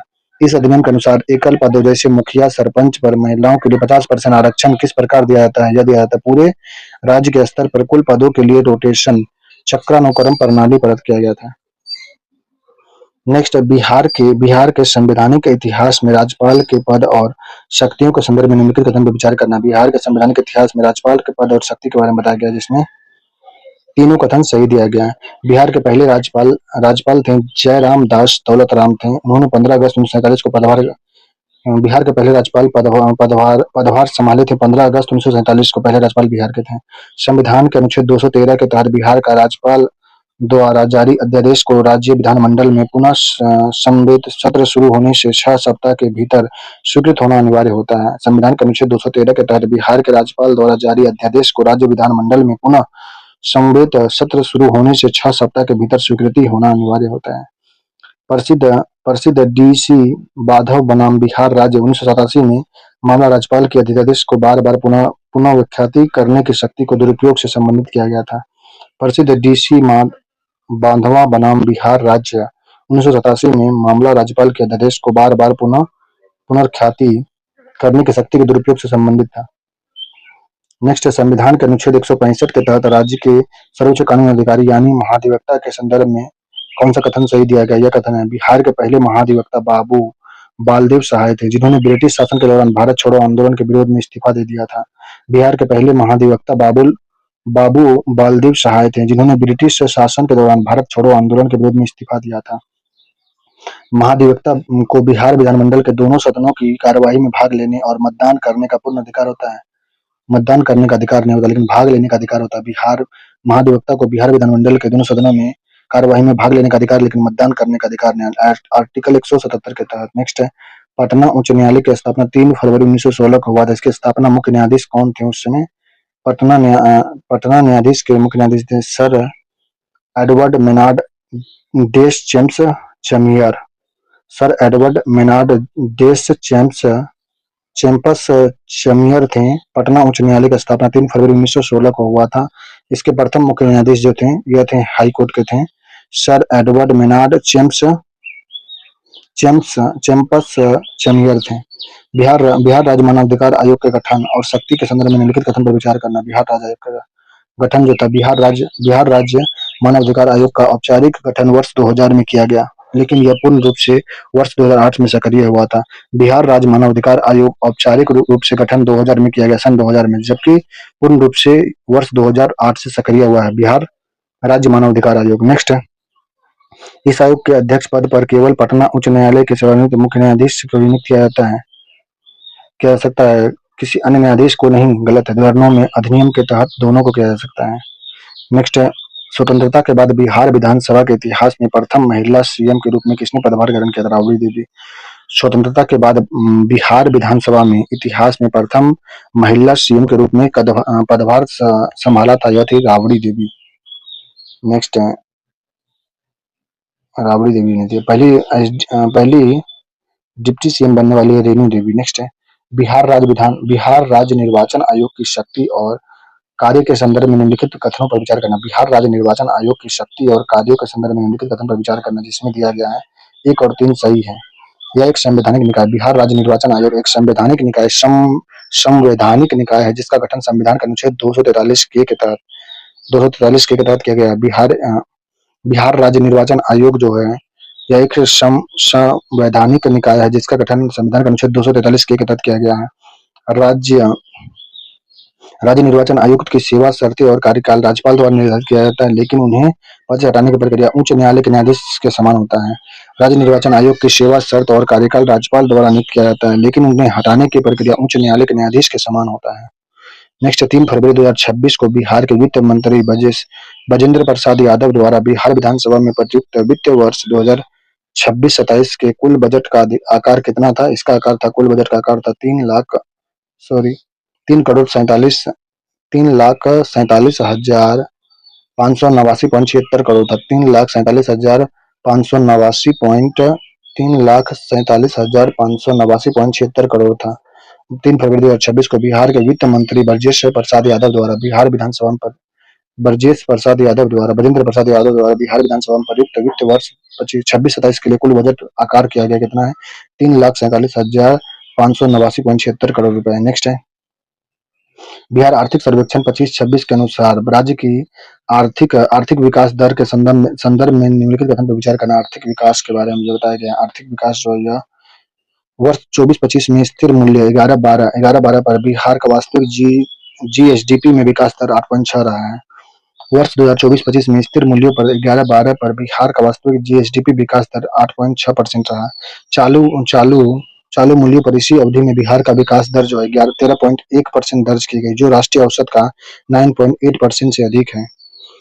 बिहार का जो है चालू मूल्यों पर आर्थिक विकास जो था, आर्थिक सर्वेक्षण के अनुसार चालू मूल्यों पर अवधि में बिहार का विकास दर 13.1 दर्ज किया गया, जो औसत राष्ट्रीय राष्ट्रीय औसत 9.8 से अधिक था। नेक्स्ट है बिहार आर्थिक सर्वेक्षण 25-26 के अनुसार वर्ष 24-25 में बिहार का सकल राज्य घरेलू उत्पाद जीएसडीपी में विभिन्न क्षेत्रों का योगदान के संदर्भ में विचार करना सभी योगदान सही दिया गया। प्राथमिक क्षेत्र का योगदान 18.3% था। बिहार का एस जीएसडीपी में प्राथमिक क्षेत्र का योगदान 18.3% है। द्वितीय क्षेत्र में 26.8% है। सेवा सेवा तृतीय क्षेत्र में 54.8% है। बिहार का जो है सेवा क्षेत्र या तृतीय क्षेत्र में जीएसडीपी का योगदान 54.8 सबसे ज्यादा यहीं पे है। दूसरा है द्वितीय क्षेत्र औद्योगिक क्षेत्र में 26.8% है। प्राथमिक क्षेत्र में योगदान 18.3% का रहा है। नेक्स्ट बिहार बजट 25-26 के बजट घटाव और अनुमान के निम्नलिखित युग्मों पर विचार करना, जिसमें दिया गया है सभी 3 युग्म सही दिए गए हैं। राजकोषीय घाटा जो होता है, बिहार का राजकोषीय घाटा जो है यह जीएसडीपी का 2.99% है। बिहार का जो है राजकोषीय घाटा जो है जीएसडीपी का 2.99% है। राजकोषीय घाटा कुल जो है यह 39,111.80 करोड़ रुपए है। 39,111.80 करोड़ रुपए जीएसडीपी का 2.99% है। नेक्स्ट है राजस्व बजट जो है बिहार के बजट में जो राजस्व बजट बताया गया है यह लगभग 143 करोड़ रुपए 143 करोड़ रुपए राजस्व बजट जो है 143 करोड़ रुपए है। नेक्स्ट है वर्ष 26-27 हेतु अनुमानित जीएसडीपी जो है 13.1 लाख करोड़ रुपए मूल्य चालू मूल्य का है। चालू मूल्य का जो है इसका जीएसडीपी 13.1 लाख करोड़ रुपए चालू मूल्य का है। वर्ष 2026-27 के लिए अनुमानित जीएसडीपी जो है 13.1 लाख करोड़ चालू मूल्य पर रखा गया है। नेक्स्ट है बिहार बजट 26-27 में किसान की आय बढ़ाने के लिए शुरू की गई जननायक कर्पूरी ठाकुर किसान सम्मान निधि योजना के तहत किसानों को प्रति वर्ष कितनी वित्तीय सहायता दी जाएगी? या 3,000 रुपए प्रति वर्ष दिया जाएगा। 3,000 रुपए प्रति वर्ष। केंद्र सरकार 6,000 प्लस 3,000 राज्य सरकार देगा, 9,000 रुपए कुल दी जाएगी। बिहार बजट 26-27 में किसानों की आय बढ़ाने के लिए शुरू की गई जननायक कर्पूरी ठाकुर किसान सम्मान निधि योजना के तहत बिहार को प्रति वर्ष कितनी वित्तीय सहायता दी जाएगी? बिहार किसानों को जो है निधि आयोग के तहत किसानों को प्रति वर्ष कितनी वित्तीय सहायता दी जाएगी? या 3,000 प्रति वर्ष दिया जाएगा। केंद्र सरकार इसको देगा 6,000 और 3,000 देगा राज्य सरकार, कुल 9,000 रुपए दिया जाएगा। नेक्स्ट है बिहार राज्य सरकार द्वारा महिला का सशक्तिकरण और रोजगार के लिए सितंबर 2025 में शुरू की गई वह कौन सी योजना जिसे बजट 26-27 में विशेष बढ़ावा दिया गया? मुख्यमंत्री महिला रोजगार योजना। बिहार सरकार द्वारा महिलाओं के सशक्तिकरण और रोजगार के लिए सितंबर 2025 में शुरू की गई वह कौन सी योजना है? मुख्यमंत्री महिला रोजगार योजना, जिसे बजट 26-27 में विशेष बढ़ावा दिया गया। नेक्स्ट है विशेष बिहार आर्थिक सर्वेक्षण 25-26 में विशेष विकास संकेतक के निम्नलिखित में युग्मों पर विचार करना, जिसमें विशेष विकास जो देखा गया सभी 4 सही दिया गया। सबसे कम प्रति व्यक्ति आय वाले जिला शिवहर, अररिया, सीतामढ़ी है। बिहार का जो आर्थिक सर्वेक्षण पेश किया गया 25-26 इसमें जो सबसे कम प्रति व्यक्ति आय वाले जिला शिवहर, अररिया और सीतामढ़ी है। शिवहर, अररिया, सीतामढ़ी सबसे कम प्रति व्यक्ति आय वाले जिला हैं। आर्थिक सर्वेक्षण 25-26 के अनुसार सबसे सर्वाधिक मछली उत्पादक जिला मधुबनी है। और बिहार आर्थिक सर्वेक्षण 25-26 के अनुसार सर्वाधिक मछली उत्पादक जिला मधुबनी है। भूमिहीन ग्रामीण परिवारों हेतु आवास अभियान बसेरा 2 चालू किया गया है। अभियान जो है भूमिहीन ग्रामीण परिवारों हेतु आवास अभियान जो बसेरा 2 चालू किया गया। ग्राम कचहरी के डिजिटलीकरण हेतु पहल जो ई कोर्ट पहल शुरू किया। ग्राम कचहरी के डिजिटलीकरण हेतु ई कोर्ट पहल शुरू किया गया। भूमिहीन ग्रामीण परिवारों हेतु आवास अभियान बसेरा 2 चालू किया गया है। सर्वाधिक मछली उत्पादन मधुबनी है। बिहार का आर्थिक सर्वेक्षण 25-26 के अनुसार सबसे कम प्रति व्यक्ति आय वाला जिला शिवहर, अररिया और सीतामढ़ी है। नेक्स्ट है बिहार का चतुर्थ कृषि रोड मैप 23 से 28 के प्राथमिकताओं के संदर्भ में विचार करना है, जिसमें बताया गया है चतुर्थ कृषि रोड मैप के बारे में जानकारी दिया है। सभी 3 कथन इसमें सही दिया गया, जिसमें है चतुर्थ कृषि रोड मैप का कुल बजटीय परिव्यय लगभग 1.62 लाख करोड़ रुपए 1.62 लाख करोड़ रुपए तय किया गया है। चतुर्थ कृषि रोड मैप का कुल बजटीय व्यय 23 से 28 के बीच में चतुर्थ कृषि रोड मैप जारी किया गया। 23 से 28 के बीच के लिए लगभग 162 लाख करोड़ रुपए तय किया गया है। इस रोड मैप के तहत डिजिटल कृषि को बढ़ावा देने के लिए राज्य के सभी राजस्व गांवों को डिजिटल सॉयल मिट्टी मैपिंग करने का लक्ष्य रखा गया। इस रोड मैप के तहत डिजिटल कृषि को बढ़ावा देने के लिए सभी राजस्व गाँव को डिजिटल सॉइल मिट्टी मैपिंग का लक्ष्य रखा गया। इसमें पहली बार कृषि विविधीकरण के अंतर्गत मशरूम, मखाना और शहद के निर्यात संवर्धन पर विशेष बल दिया जाएगा। कृषि विविधीकरण के अंतर्गत मशरूम, मखाना और शहद के निर्यात पर विशेष बल दिया जाएगा। शहद, मखाना और मशरूम, मखाना, शहद के निर्यात पर विशेष बल दिया जाएगा इसमें। नेक्स्ट अगला है जीआई टैग दिया गया जो मरचा धान को जीआई टैग दिया गया। यह है पश्चिम चंपारण में मरचा धान को जीआई टैग पश्चिम चंपारण का जो मरचा धान है, मरचा धान को पश्चिम चंपारण का जिला का जीआई टैग है दर्ज। जर्दालू आम को भागलपुर में जीआई टैग, कतरनी चावल को मुंगेर और बांका में जीआई टैग दिया गया। कतरनी चावल को मुंगेर और बांका में जीआई टैग दिया गया है। शाही लीची को मुजफ्फरपुर में जीआई टैग है। शाही लीची, मुजफ्फरपुर का शाही लीची को जीआई टैग दिया गया है। बांका और मुंगेर का कतरनी चावल को जीआई टैग दिया गया। भागलपुर का जर्दालू आम को जीआई टैग दिया गया है। पश्चिम चंपारण का मरचा धान को जीआई टैग दिया गया है। नेक्स्ट है नवीनतम नवीनतम पीरियोडिक लेबर फोर्स सर्वे जो है क्या आंकड़ा के अनुसार बिहार में श्रम शक्ति सहभागिता दर के संदर्भ में कौन सा तथ्य सही है इसमें? नवीनतम पीरियोडिक लेबर फोर्स सर्वे के आंकड़े के अनुसार बिहार में श्रम शक्ति सहभागिता दर के संदर्भ में कौन सा तथ्य सही दिया गया इसमें? इसमें जो तथ्य सही है यह है बिहार में पुरुषों की श्रम शक्ति सहभागिता दर महिलाओं की तुलना में कम नहीं है, ज्यादा है। बिहार में पुरुषों की श्रम शक्ति जो है सहभागिता दर महिलाओं से ज्यादा है। बिहार में महिला का श्रम शक्ति सहभागिता दर में पिछले 3 वर्षों में उल्लेखनीय वृद्धि देखा गया। हालांकि यह राष्ट्रीय औसत से अभी भी नीचे है। बिहार में महिलाओं की श्रम शक्ति सहभागिता दर पिछले 3 वर्षों में उल्लेखनीय वृद्धि देखा गया, लेकिन यह अभी भी औसत राष्ट्रीय औसत से कम ही है। बिहार का शहरी बेरोजगारी दर ग्रामीण बेरोजगारी दर से काफी कम है। बिहार का जो शहरी बेरोजगारी दर है ग्रामीण बेरोजगारी दर से काफी कम है। बिहार में कृषि क्षेत्र में काम करने वाले कार्यबल का प्रतिशत जो है 20% से नीचे नहीं गया है। बिहार में कृषि बल में काम करने वाले कार्यबल का जो है 20% से नीचे नहीं गया है। नेक्स्ट है नीति आयोग द्वारा जारी राष्ट्रीय बहुआयामी गरीबी सूचकांक। नीति आयोग द्वारा बहुआयामी गरीबी सूचकांक जो है रिपोर्ट के अनुसार बिहार की स्थिति पर विचार करना जिसमें दिया गया है। इस रिपोर्ट में बिहार का सबसे अधिक बहुआयामी गरीबी राज्य इस रिपोर्ट में अनुसार बिहार भारत का सबसे अधिक बहुआयामी गरीबी वाला राज्य है। पिछले 5 वर्षों में गरीबी दर में सबसे तेज गिरावट दर्ज करने वाला राज्यों में बिहार शीर्ष स्थान पर है।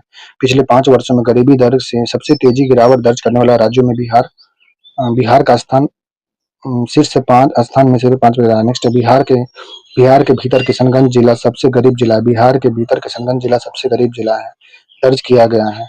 जबकि पटना में सबसे कम गरीबी पाई गई है। पटना में सबसे कम गरीबी पाई है गई और किशनगंज में सबसे ज्यादा गरीब जिला पाया गया। पिछले 5 वर्षों में तेजी से गिरावट आया, शीर्ष स्थान पर बिहार रहा है तेजी से गिरावट में। नेक्स्ट है बिहार में सूक्ष्म लघु और मध्यम उद्योग विकास के लिए चिन्हित उद्योगों बला क्लस्टर के निम्नलिखित युग्मों पर विचार करना जिसमें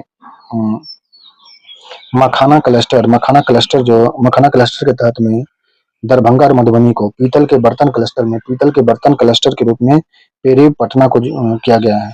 चमड़ा जूता क्लस्टर में शकरिया जहानाबाद को चमड़ा जूता क्लस्टर में, जूट कताई और बुनाई के लिए पूर्णिया को, पीतल के बर्तन के लिए पटना को है। मखाना क्लस्टर दरभंगा और मधुबनी है। नेक्स्ट है सूची एक दो को मिलाना है जिसमें है ऊर्जा केंद्र और जिला है। Navinagar super thermal power project जो है जल विद्युत परियोजना जो है यह औरंगाबाद में। Navinagar super thermal power project Aurangabad में है। कांटी बिजली उत्पादन निगम लिमिटेड मुजफ्फरपुर में। Barauni thermal power station Begusarai में। कजरा सौर ऊर्जा परियोजना लखीसराय में है। Barauni thermal power station Begusarai में है। कांटी बिजली उत्पादन निगम लिमिटेड मुजफ्फरपुर में है। Nabinagar super thermal power project Aurangabad में है। नेक्स्ट है 2011 की जनगणना के अनुसार बिहार की शहरी आबादी मात्र 11.3% थी। हालांकि बिहार सरकार द्वारा नगर निकाय के पुनर्गठन और नए नगर पंचायत के गठन के बाद वर्तमान आर्थिक सर्वेक्षण के अनुसार बिहार में शहरीकरण की दर बढ़कर लगभग कितना हो गया है? 16.2% हो गया है। 2011 की जनगणना के अनुसार बिहार सरकार की शहरी आबादी मात्र 11.3% थी। हालांकि बिहार सरकारी द्वारा नगर निकाय का पुनर्गठन और नए नगर पंचायत गठन के बाद वर्तमान आर्थिक सर्वेक्षण के अनुसार बिहार में शहरी शहरीकरण की दर बढ़कर लगभग 16.2% हो गया, जबकि 2011 की जनगणना में 11.3% था और शहरीकरण की दर बढ़कर कभी हो गई 16.2% हो गया है वर्तमान में। नेक्स्ट है, बिहार की नई लॉजिस्टिक नीति के तहत राज्य का पहला मल्टी मॉडल लॉजिस्टिक पार्क जो है यह पटना में है। बिहटा पटना में है। बिहार में नई लॉजिस्टिक नीति के तहत राज्य का पहला मल्टी मॉडल लॉजिस्टिक पार्क जो है यह बिहार के पटना में है, बिहटा पटना में। नेक्स्ट, बिहार में पशुपालन और डेयरी क्षेत्र की रीढ़ माने जाने वाली संस्थान जो है कॉम्फेड सुधा डेयरी के संबंध में कथन पर विचार करना। यह जो कथन दिया गया जिसमें कॉम्फेड की स्थापना वर्ष 1983 में ऑपरेशन फ्लड के तहत किया गया था। कॉम्फेड की स्थापना 1983 में ऑपरेशन फ्लड के तहत किया गया था। इसके तहत बिहार का सबसे बड़ा और अत्याधुनिक मिल्क पाउडर प्लांट जो है यह बिहार शरीफ में स्थापित किया गया है। कॉम्फेड की स्थापना 1983 में किया गया था। इसके तहत बिहार का सबसे बड़ा दूध आधुनिक मिल्क पाउडर प्लांट जो है यह बिहार शरीफ में स्थापित किया गया है। नेक्स्ट, ग्रामीण ग्रामीण अर्थव्यवस्था का मजबूत करने में कॉम्फेड की महिला बिहार अर्थव्यवस्था को मजबूत करने में कॉम्फेड की महिला दूध सहकारी समिति का योगदान 50% से अधिक है। ग्रामीण अर्थव्यवस्था को मजबूत करने में कॉम्फेड की महिला दूध सहकारी समिति का योगदान 50% से अधिक है। अगला इसमें दिया गया है, बिहार की विभिन्न परंपराओं, चित्रकला शैली और उनकी विशेषताओं को निम्नलिखित युग्मों पर विचार करना, जिसमें दिया गया है 3 युग्म सही दिया गया, जिसमें है मधुबनी चित्रकला मुख्य रूप से दो मुख्य भित्ति चित्र और अर्पिन है। भित्त चित्र और अर्पिन है। मधुबनी चित्रकला में मुख्य रूप से दो रूप इसके हैं, भित्त चित्र और अर्पिन है अरिपन है। पटना कलम चित्रकला मुख्य रूप से आम जनजीवन, पुष्प पक्षी, कुम्हार, लोहार के दृश्य का अंकन और इसमें कजली सिहाई तकनीक का उपयोग होता है। पटना कलम चित्रकला शैली जो है, पटना कलम चित्रकला मुख्य रूप से आम जनजीवन में पुष्प पक्षी, कुम्हार, लोहार के दृश्य का अंकन है। इसमें कजली सिहाई तकनीक का प्रयोग होता है। नेक्स्ट, मंजूषा चित्रकला जो है अंग क्षेत्र में भागलपुर की रेखा आधारित चित्रकला जो मुख्य रूप से बिहुला बिशहरी की लोक कथा पर आधारित है। मंजूषा चित्रकला जो है यह भागलपुर की रेखा आधारित चित्रकला है जो मुख्य रूप से बिहुला बिशहरी की लोक कथा पर आधारित है। नेक्स्ट है थंका चित्रकला तिब्बती बौद्ध क्षेत्र शैली की चित्रकला, जिसे प्राचीन अवशेष बिहार के केवल रोहतास पठार तक नहीं, नालंदा से भी बिहार में मिला, रोहतास नालंदा पठार से मिले हैं। थंकन चित्रकला जो है नालंदा रोहतास में मिला है। तिब्बत क्षेत्र का जो है थंकन चित्रकला। मंजूषा चित्रकला बिहार भागलपुर में है। और पटना कलम तो है ये मुख्य रूप से पुष्प पक्षी, कुम्हार, लोहार के दृश्य का अंकन किया गया। इसमें कजली सिहाई का तकनीक प्रयोग होता है। मधुबनी चित्रकला मुख्य रूप से दो रूप इसका भित्त चित्र और अरिपन चित्र है। अगला इसमें है सूची 1 और सूची 2 को मिलाना है, जिसमें विदेशिया लोक नाटक जो थे विदेशिया, यह भिखारी ठाकुर द्वारा रचित मुख्य रूप से विप्लव श्रृंगार और पलायन के दर्ज पर दिखाया गया। विप्लव श्रृंगार और पलायन के दर्ज पर आधारित है। विदेशिया है, भिखारी ठाकुर द्वारा रचित था। जट जाटिन जो है कुमारी लड़कियों द्वारा सावन भादो में किया जाने वाला दाम्पत्य जीवन का नृत्य नाट्य है। जट जाटिन जो है कुमारी लड़कियों द्वारा सावन भादो में किया जाने वाला दाम्पत्य जीवन का नृत्य नाटक है। क्षमा चेकवा जो होता है भाई बहन के पवित्र प्रेम और पर्यावरण संरक्षण प्रवासी पक्षियों से संबंधित नाटक है। क्षमा चेकवा भाई बहन के पवित्र प्रेम और पर्यावरण संरक्षण प्रवासी पक्षियों से संबंधित है। डोमकच जो है विवाह के अवसर पर वर पक्ष के घर की महिला द्वारा आधी रात को किया जाने वाला घरेलू नाटक है।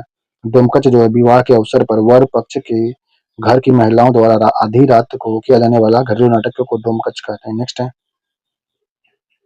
अगला प्रश्न दिया गया, बिहार में सूफी संस्कृति का एक समृद्ध इतिहास रहा है। सूफी संगीत की वह कौन सी विद्या परंपरा है जो विशेष रूप से बिहार में मनेर शरीफ और खानकाहों में विकसित हुई और जिसे राष्ट्रीय स्तर पर पहचान दिया गया था? सूफी कव्वाली की चिश्ती और सत्तारी विद्या था। सूफियाना कव्वाली और चिश्ती और सत्तारी विद्या था। बिहार में सूफी संस्कृति का एक प्रसिद्ध इतिहास रहा है। सूफी संगीत का वह कौन सा विद्या था जो परंपरा जो विशेष रूप से बिहार के मनेर शरीफ खानकाहों में विकसित हुआ और जिन्हें राष्ट्रीय स्तर पर पहचान मिला था? सूफी का कव्वाली और चिश्ती सत्तारी विद्या था। नेक्स्ट, बिहार के प्राचीन स्थापत्य कला के अवशेष और उसकी अवस्थिति निम्नलिखित युग्मों पर विचार करना है, जिसमें दिया गया है केसरिया स्तूप पूर्वी चंपारण विश्व का सबसे ऊंचा बौद्ध स्तूप माना जाता है। केसरिया स्तूप जो है पूर्वी चंपारण विश्व का सबसे ऊंचा बौद्ध स्तूप माना गया। विक्रमशिला महाविहार जो अंति कवच भागलपुर पाल राजा धर्मपाल द्वारा निर्मित था। औदंतपुरी जो था महाविहार बिहार शरीफ नालंदा पाल में था। औदंदपुरी बिहार, जो बिहार शरीफ नालंदा पाल राजा गोपाल के द्वारा निर्मित किया गया था। चंदोपी चंखंडी स्तूप जो है सारनाथ यूपी में, चंखंडी स्तूप जो है सारनाथ यूपी में चंखंडी स्तूप है। नेक्स्ट अगला है बिहार के मुजफ्फरपुर और भसौली। बिहार का मुजफ्फरपुर और भसौली क्षेत्र में उत्पन्न होने वाला सुजनी कढ़ाई शिल्प किस भौगोलिक संकेत तक भी प्राप्त है? मुख्य विशेषता क्या है? यह पुराने सूती कपड़े जैसे साड़ियां या धोती की परतों को आपस में जोड़कर महीन धागों से बनाई जाने वाली रजाई कंधा जैसे कला है, जो अक्सर महिलाओं द्वारा सामाजिक संघर्ष की कहानी को दर्शाता है। तो बिहार के मुजफ्फरपुर के भसौली क्षेत्र में उत्पन्न होने वाली सुजनी कढ़ाई शिल्प जिसे भौगोलिक संकेत भी प्राप्त है, यह मुख्य रूप से विशेषता क्या है? यह पुरानी सूती कपड़ा जैसे साड़ियों या धोतियों की परत पर आपस में जोड़कर महीन धागों से बनाई जाने वाली रजाई कंधा जैसी कला है, जो अक्सर महिलाओं के सामाजिक संघर्ष की कहानी को दर्शाता है। नेक्स्ट अगला है सासाराम रोहतास में स्थित शेर शाह सूरी के मकबरा की वास्तुकला के संबंध में विचार करना है। शेर शाह सूरी का जो वास्तुकला है इसके बारे में, या तीनों कथन इसमें सही दिया गया। यह मकबरा भारत इस्लामी वास्तुकला के तहत अष्टकोणीय स्थापत्य शैली का एक सर्वश्रेष्ठ उदाहरण है। यह मकबरा भारत इस्लामी वास्तुकला के तहत षष्टकोणीय स्थापत्य शैली का एक सर्वश्रेष्ठ उदाहरण है। यह पूरी तरह की एक कृत्रिम चौकार झील के बीच में एक ऊंचे चबूतरे पर स्थित है, जहां तक पहुंचने के लिए एक पुल बनाया गया है। यह पूरी तरह से कृत्रिम चौकोर झील के बीच में एक ऊंची का चबूतरे पर स्थित है, जहां पहुंचने के लिए एक पुल बनाया गया। नेक्स्ट इतिहासकार कनिंघम ने इस मकबरा को वास्तुकला की भव्यता को देखते हुए इसकी तुलना ताजमहल से किया था। इतिहासकार कनिंघम ने शेर शाह सूरी का जो मकबरा है इसको देख करके इसकी तुलना ताजमहल से किया था वास्तुकला को देखकर। नेक्स्ट है बिहार के पारंपरिक भौगोलिक मेले और सांस्कृतिक उत्सव के निम्नलिखित युग्मों पर विचार करना, जिसमें सोनपुर मेला कार्तिक पूर्णिमा को गंडक और गंगा के संगम पर लगने वाला एशिया का सबसे बड़ा पशु मेला है, हरिहर क्षेत्र में लगता है। पितृपक्ष मेला गया में फल्गु नदी के तट पर देश विदेश में आने वाले लोगों द्वारा पिंडदान हेतु लगाने वाला मेला है, पितृपक्ष मेला गया में। सौरठ सभा मेला जो मधुबनी जिले में मिथिल ब्राह्मण के बीच विवाह तय करने के लिए लगाने वाला ऐतिहासिक अनोखा मेला है। सौरठ सभा मेला जो मधुबनी जिला में मिथिला ब्राह्मणों के बीच विवाह तय करने के लिए लगने वाला ऐतिहासिक अनोखा मेला है। बिसुआ मेला सुदूर उत्तर पश्चिम चंपारण में जनजाति द्वारा नए अनाज के स्वागत में लगाया जाता है। बिसुआ मेला जो होता है सुदूर उत्तर पश्चिम चंपारण में जनजाति द्वारा नए अनाज के स्वागत में मनाया जाता है। नेक्स्ट है बिहार का शास्त्रीय संगीत का गौरवशाली इतिहास रहा है। संगीत की प्रसिद्ध बेतिया घराना मुख्य रूप से शास्त्रीय संगीत की किस विद्या के विकास के लिए भारत में जानी जाती है, या धूम्रपद गायन के लिए। बिहार में शास्त्रीय संगीत का एक गौरवशाली इतिहास रहा है।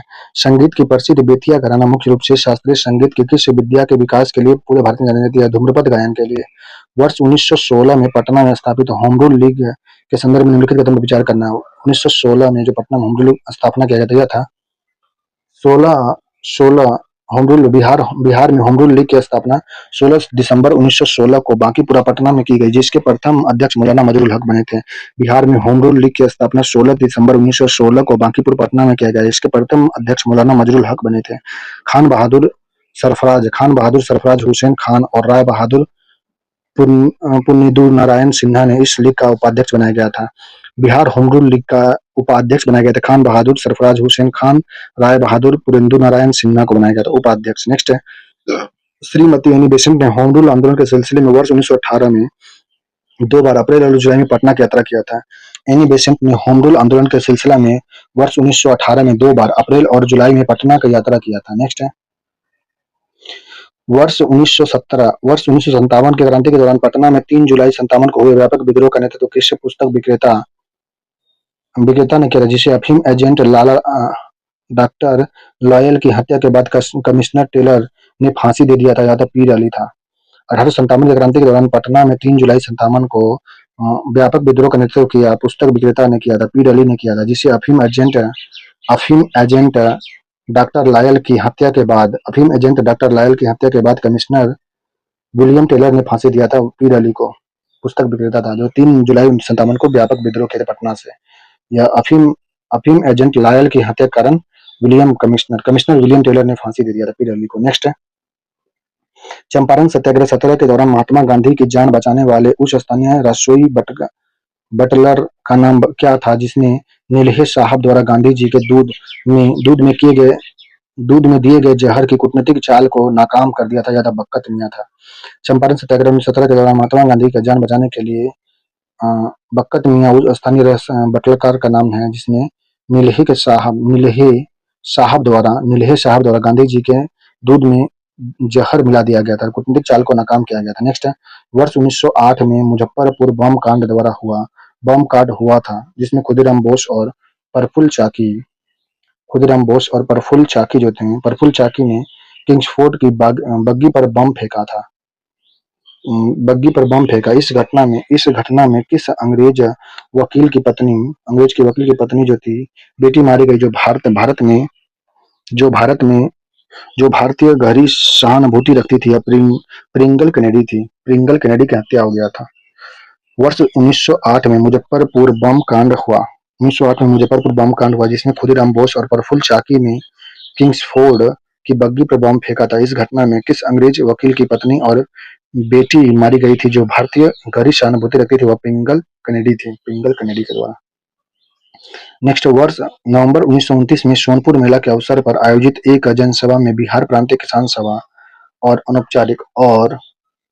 औपचारिक स्थापना की गई। इस सभा के प्रथम सचिव किसे नियुक्त किया गया था? डॉक्टर श्री कृष्ण को सचिव बनाया गया था। नवंबर 1929 में सोनपुर मेला के अवसर पर आयोजित एक जनसभा में बिहार प्रांतीय किसान सभा का औपचारिक स्थापना किया गया। इसमें अध्यक्ष थे स्वामी सदानंद सरस्वती, अध्यक्ष बने थे, और सचिव बनाए गए थे श्री कृष्ण सिंह को। प्रांतीय किसान सभा 1929 में सोनपुर मेला का अवसर पर किया गया था। वर्ष 1942 में भारत छोड़ो आंदोलन के दौरान किस स्वतंत्रता सेनानी को जयप्रकाश नारायण और योगेंद्र शुक्ला के साथ हजारीबाग सेंट्रल जेल की दीवार पर लांघकर भागने में सफलता मिल गया था, जो बाद में आजाद दस्ता के सक्रिय सदस्य बने थे? उपरोक्त सभी थे सूरज नारायण सिंह, रामनंद मिश्रा, शालिग्राम सिंह। वर्ष 1942 के भारत छोड़ो आंदोलन के दौरान किस स्वतंत्रता सेनानी ने जयप्रकाश नारायण और योगेंद्र सिंह शुक्ला के साथ हजारीबाग सेंट्रल जेल से दीवार को लांघकर भागने में सफलता मिला था? वह बाद में आजाद दस्ता के सक्रिय सदस्य बने थे सूरज नारायण सिंह, रामनंद मिश्रा, शालिग्राम सिंह थे। नेक्स्ट बिहार का वह कौन सा जिला है जहां से कर्क रेखा सबसे निकट से गुजरती है? बांका जिला है। बिहार का वह कौन सा जिला है जहां से कर्क रेखा सबसे निकट से गुजरती है? बांका जिला है, बांका जिला। बिहार का बांका जिले से कर्क रेखा सबसे निकट से गुजरती है। नेक्स्ट है बिहार के किस जिले में अनुपम वन्यजीव अभ्यारण्य स्थित है? कैमूर में। बिहार का किस जिला में अनुपम वन्यजीव अभ्यारण्य स्थित है? कैमूर में। उदयपुर पश्चिम चंपारण में। बिहार का किस जिले में अनुपम झील है? यह है कैमूर में। उदयपुर झील जो है वन्यजीव अभ्यारण्य पश्चिम चंपारण में। नेक्स्ट बिहार का कौन सा जिला सबसे कम जनसंख्या घनत्व वाला जिला? कैमूर है, जिसका सबसे कम जनसंख्या घनत्व कितना? 488 है। शिवहर का जनसंख्या घनत्व 1880 है। शिवहर का जनसंख्या घनत्व 1880 है, जबकि कैमूर का जनसंख्या घनत्व जो है 488 है। सबसे कम कैमूर का है, सबसे ज्यादा जो है शिवहर का 1880 है जनसंख्या घनत्व। बिहार का लिंगानुपात जनगणना 11 के अनुसार कितना है? 918 लिंगानुपात बिहार का, 918 लिंगानुपात बिहार का। नेक्स्ट बिहार में महिला साक्षरता दर लगभग 2011 के अनुसार कितना था? 51.50%। 51.50% बिहार में महिला साक्षरता दर लगभग 2011 के अनुसार है 51.50%। नेक्स्ट बिहार की 10 की जनसंख्या वृद्धि दर 2001 से 11 में कितना था? 25.7%। तीसरा था 25.07%। बिहार का 10 की जनसंख्या वृद्धि 2001 से 11 के बीच में 25.7%। नेक्स्ट बिहार में अनुसूचित जनजाति की जनसंख्या कितना परसेंट लगभग हिस्सा है? यह है एससी जो है 16% है, एसटी 1.3% है। बिहार के अनुसूचित जनजाति की जनसंख्या कितना परसेंट है? एससी 16% और एसटी जो है 1.3% है। बिहार में जनसंख्या 1.3% एसटी का। नेक्स्ट है जनगणना 2011 के अनुसार बिहार का राष्ट्रीय जनसंख्या में योगदान लगभग है 8.6%। जनगणना 2011 के अनुसार बिहार का राष्ट्रीय जनसंख्या में योगदान 8.6% है। बिहार राज्य प्रदूषण नियंत्रण बोर्ड की स्थापना 1974 में हुआ था। बिहार राज्य प्रदूषण बोर्ड की स्थापना 1974 में किया गया था। भारतीय सॉफ्ट सेल कछुआ मीठे पानी वाले कछुआ की प्रजाति जो मुख्य रूप से किस क्षेत्र में पाई जाती है? दक्षिण एशिया में। भारतीय सॉफ्ट सेल कछुआ मीठे पानी के कछुआ को एक प्रजाति है जो मुख्य रूप से दक्षिण एशिया में पाई जाती है। नेक्स्ट, अप्रैल 2026 तक नमो नमो ड्रोन दीदी योजना के अंतर्गत ड्रोन पायलट के रूप में सबसे अधिक महिला स्वयं सहायता समूह किस राज्य से प्रशिक्षित किए जाएंगे? कर्नाटक से। अप्रैल 2026 तक नमो ड्रोन दीदी योजना के अंतर्गत ड्रोन पायलट के रूप में सबसे अधिक महिला स्वयं सहायता समूह के किस राज्य से प्रशिक्षित किए जाएंगे? यह कर्नाटक से होंगे। नेक्स्ट है, मुद्दुमलाई टाइगर रिजर्व किस राज्य में स्थित है? तमिलनाडु में। मुद्दुमलाई टाइगर रिजर्व तमिलनाडु में स्थित है। इस राज्य सरकार ने कृषि योजना के लाभों को पारदर्शिता विवरण किसान रजिस्ट्री तैयार करने हेतु विशेष अभियान किया यूपी के द्वारा किया गया। विशेष अभियान यूपी के द्वारा किया गया, उत्तर प्रदेश के द्वारा किया गया। नेक्स्ट है, कुलाई 2 जल विद्युत परियोजना किस नदी पर प्रस्तावित है? लोहित नदी पर। कुलाई 2 जल विद्युत परियोजना लोहित नदी पर प्रस्तावित है। नेक्स्ट अगला है, हाल ही में किस संस्थान को सूक्ष्म जीवों और कवकों के राष्ट्रीय भंडारण के रूप में नामित किया गया है? यह किया गया है आगरस अनुसंधान संस्थान को। हाल ही में किस संस्थान को सूक्ष्म जीव और कवक के राष्ट्रीय भंडार के रूप में नामित किया गया है? अगरकर अनुसंधान संस्थान को। हाल ही में चर्चा में रहा मोहरा विद्युत परियोजना जम्मू कश्मीर प्रदेश में स्थित है। हाल ही में चर्चा में रहा मोहरा विद्युत परियोजना किस राज्य केंद्र शासित प्रदेश में? जम्मू कश्मीर में है। नेक्स्ट है, trade trade receivables discounting system platform TRDSP के विनियम किस संस्थान द्वारा किया जाता है? भारतीय रिजर्व बैंक के द्वारा। ट्रेड रिकॉर्डिंग ये भारतीय रिजर्व बैंक के द्वारा किया जाता है। नेक्स्ट है, वेब्स आउट प्लेटफॉर्म का विकास किस संस्थान द्वारा किया गया? प्रसार भारती के द्वारा। वेब्स आउट प्लेटफॉर्म का विकास किस संस्थान द्वारा किया गया? प्रकाश भारती के द्वारा किया गया। नेक्स्ट है, अप्रैल 2026 में खनिज विदेश इंडिया लिमिटेड को लिथियम अन्वेषण के लिए किस देश में पर्यावरण मंजूरी मिला है? अर्जेंटीना में मिला है। अप्रैल 2026 में खनिज विदेश इंडिया लिमिटेड को लिथियम अन्वेषण के लिए किस देश में पर्यावरणीय मंजूरी मिला है? यह मिला है अर्जेंटीना में मिला है, पर्यावरण का मंजूरी दिया गया। नेक्स्ट है, भारत की पहली क्वांटम परीक्षण भारत का पहला क्वांटम भारत का पहला क्वांटम परीक्षण सुविधा किस राज्य में शुरू किया? आंध्र प्रदेश में। भारत में पहला क्वांटम प्रशिक्षण आंध्र प्रदेश में शुरू किया गया है। स्वच्छ परिवहन को बढ़ावा देने के लिए इलेक्ट्रॉनिक व्हीकल पॉलिसी 2.0 2026 से 30 तक मसौदा किया किस केंद्र शासित प्रदेश द्वारा किया गया? दिल्ली के द्वारा किया गया। स्वच्छ परिवहन को बढ़ावा देने के लिए इलेक्ट्रॉनिक व्हीकल पॉलिसी 2.0 26 से 30 का मसौदा तैयार किया राज्य केंद्र शासित प्रदेश दिल्ली सरकार द्वारा किया गया है। नेक्स्ट है, भारतीय रिजर्व बैंक द्वारा उत्कृष्ट 2029 के तहत शुरू की गई प्रोजेक्ट सामुद्रा का उद्देश्य क्या है? मुद्रा प्रबंधन और बैंक नोट लॉजिस्टिक का आधुनिकीकरण करना है। भारतीय रिजर्व बैंक द्वारा उत्कृष्ट 2029 शुरू की गई प्रोजेक्ट सामुद्रा का योजना मुख्य उद्देश्य क्या है? इसका उद्देश्य मुद्रा प्रबंधन और बैंक नोट लॉजिस्टिक का आधुनिकीकरण करना है। नेक्स्ट है, डिजिटल बीमा सेवा को बेहतर बनाने के लिए सुपर सेल साथी ऐप किस संस्थान ने लॉन्च किया? भारतीय जीवन बीमा निगम LIC के द्वारा किया गया है। डिजिटल बीमा सेवा को बेहतर बनाने के लिए सुपर सेल साथी ऐप किस संस्थान ने लॉन्च किया है? भारतीय जीवन बीमा निगम के द्वारा किया गया। नेक्स्ट है, 87वीं अंतर्राष्ट्रीय जूनियर एवं यूथ राष्ट्रीय टेनिस चैंपियनशिप 2026 की मेजबानी कौन सा राज्य कर रहा है? यह उत्तराखंड के द्वारा किया जा रहा है। 87वीं अंतर्राष्ट्रीय जूनियर एवं यूथ राष्ट्रीय टेबल चैंपियनशिप 2026 की मेजबानी कौन सा राज्य कर रहा है? यह उत्तराखंड के द्वारा किया जा रहा है। नेक्स्ट है, नारी शक्ति वंदन रन का आयोजन किस मंत्रालय द्वारा किया जा रहा है? नारी शक्ति वंदन रन का आयोजन किस मंत्रालय द्वारा किया जा रहा है? युवा कार्यक्रम और खेल मंत्रालय द्वारा। नारी शक्ति वंदन रन का आयोजन युवा कार्यक्रम एवं खेल मंत्रालय द्वारा किया जा रहा है। नेक्स्ट है, अगला है, पेटेंट लेपर्ड गेको नामक दुर्लभ रंगीन स्थलीय सरीसृप हाल ही में किस राज्य में देखी गई है? छत्तीसगढ़ में देखा है। पेटेंट लेपर्ड गेको नामक दुर्लभ रंगीन स्थलीय सरीसृप हाल ही में छत्तीसगढ़ में देखा गया। नेक्स्ट है, हाल ही में फॉर्म सस्टेनेबिलिटी स्टैंड FASI 3.0 प्रमाणन प्राप्त करने वाला पहला भारतीय कंपनी कौन बना है? ITC लिमिटेड बना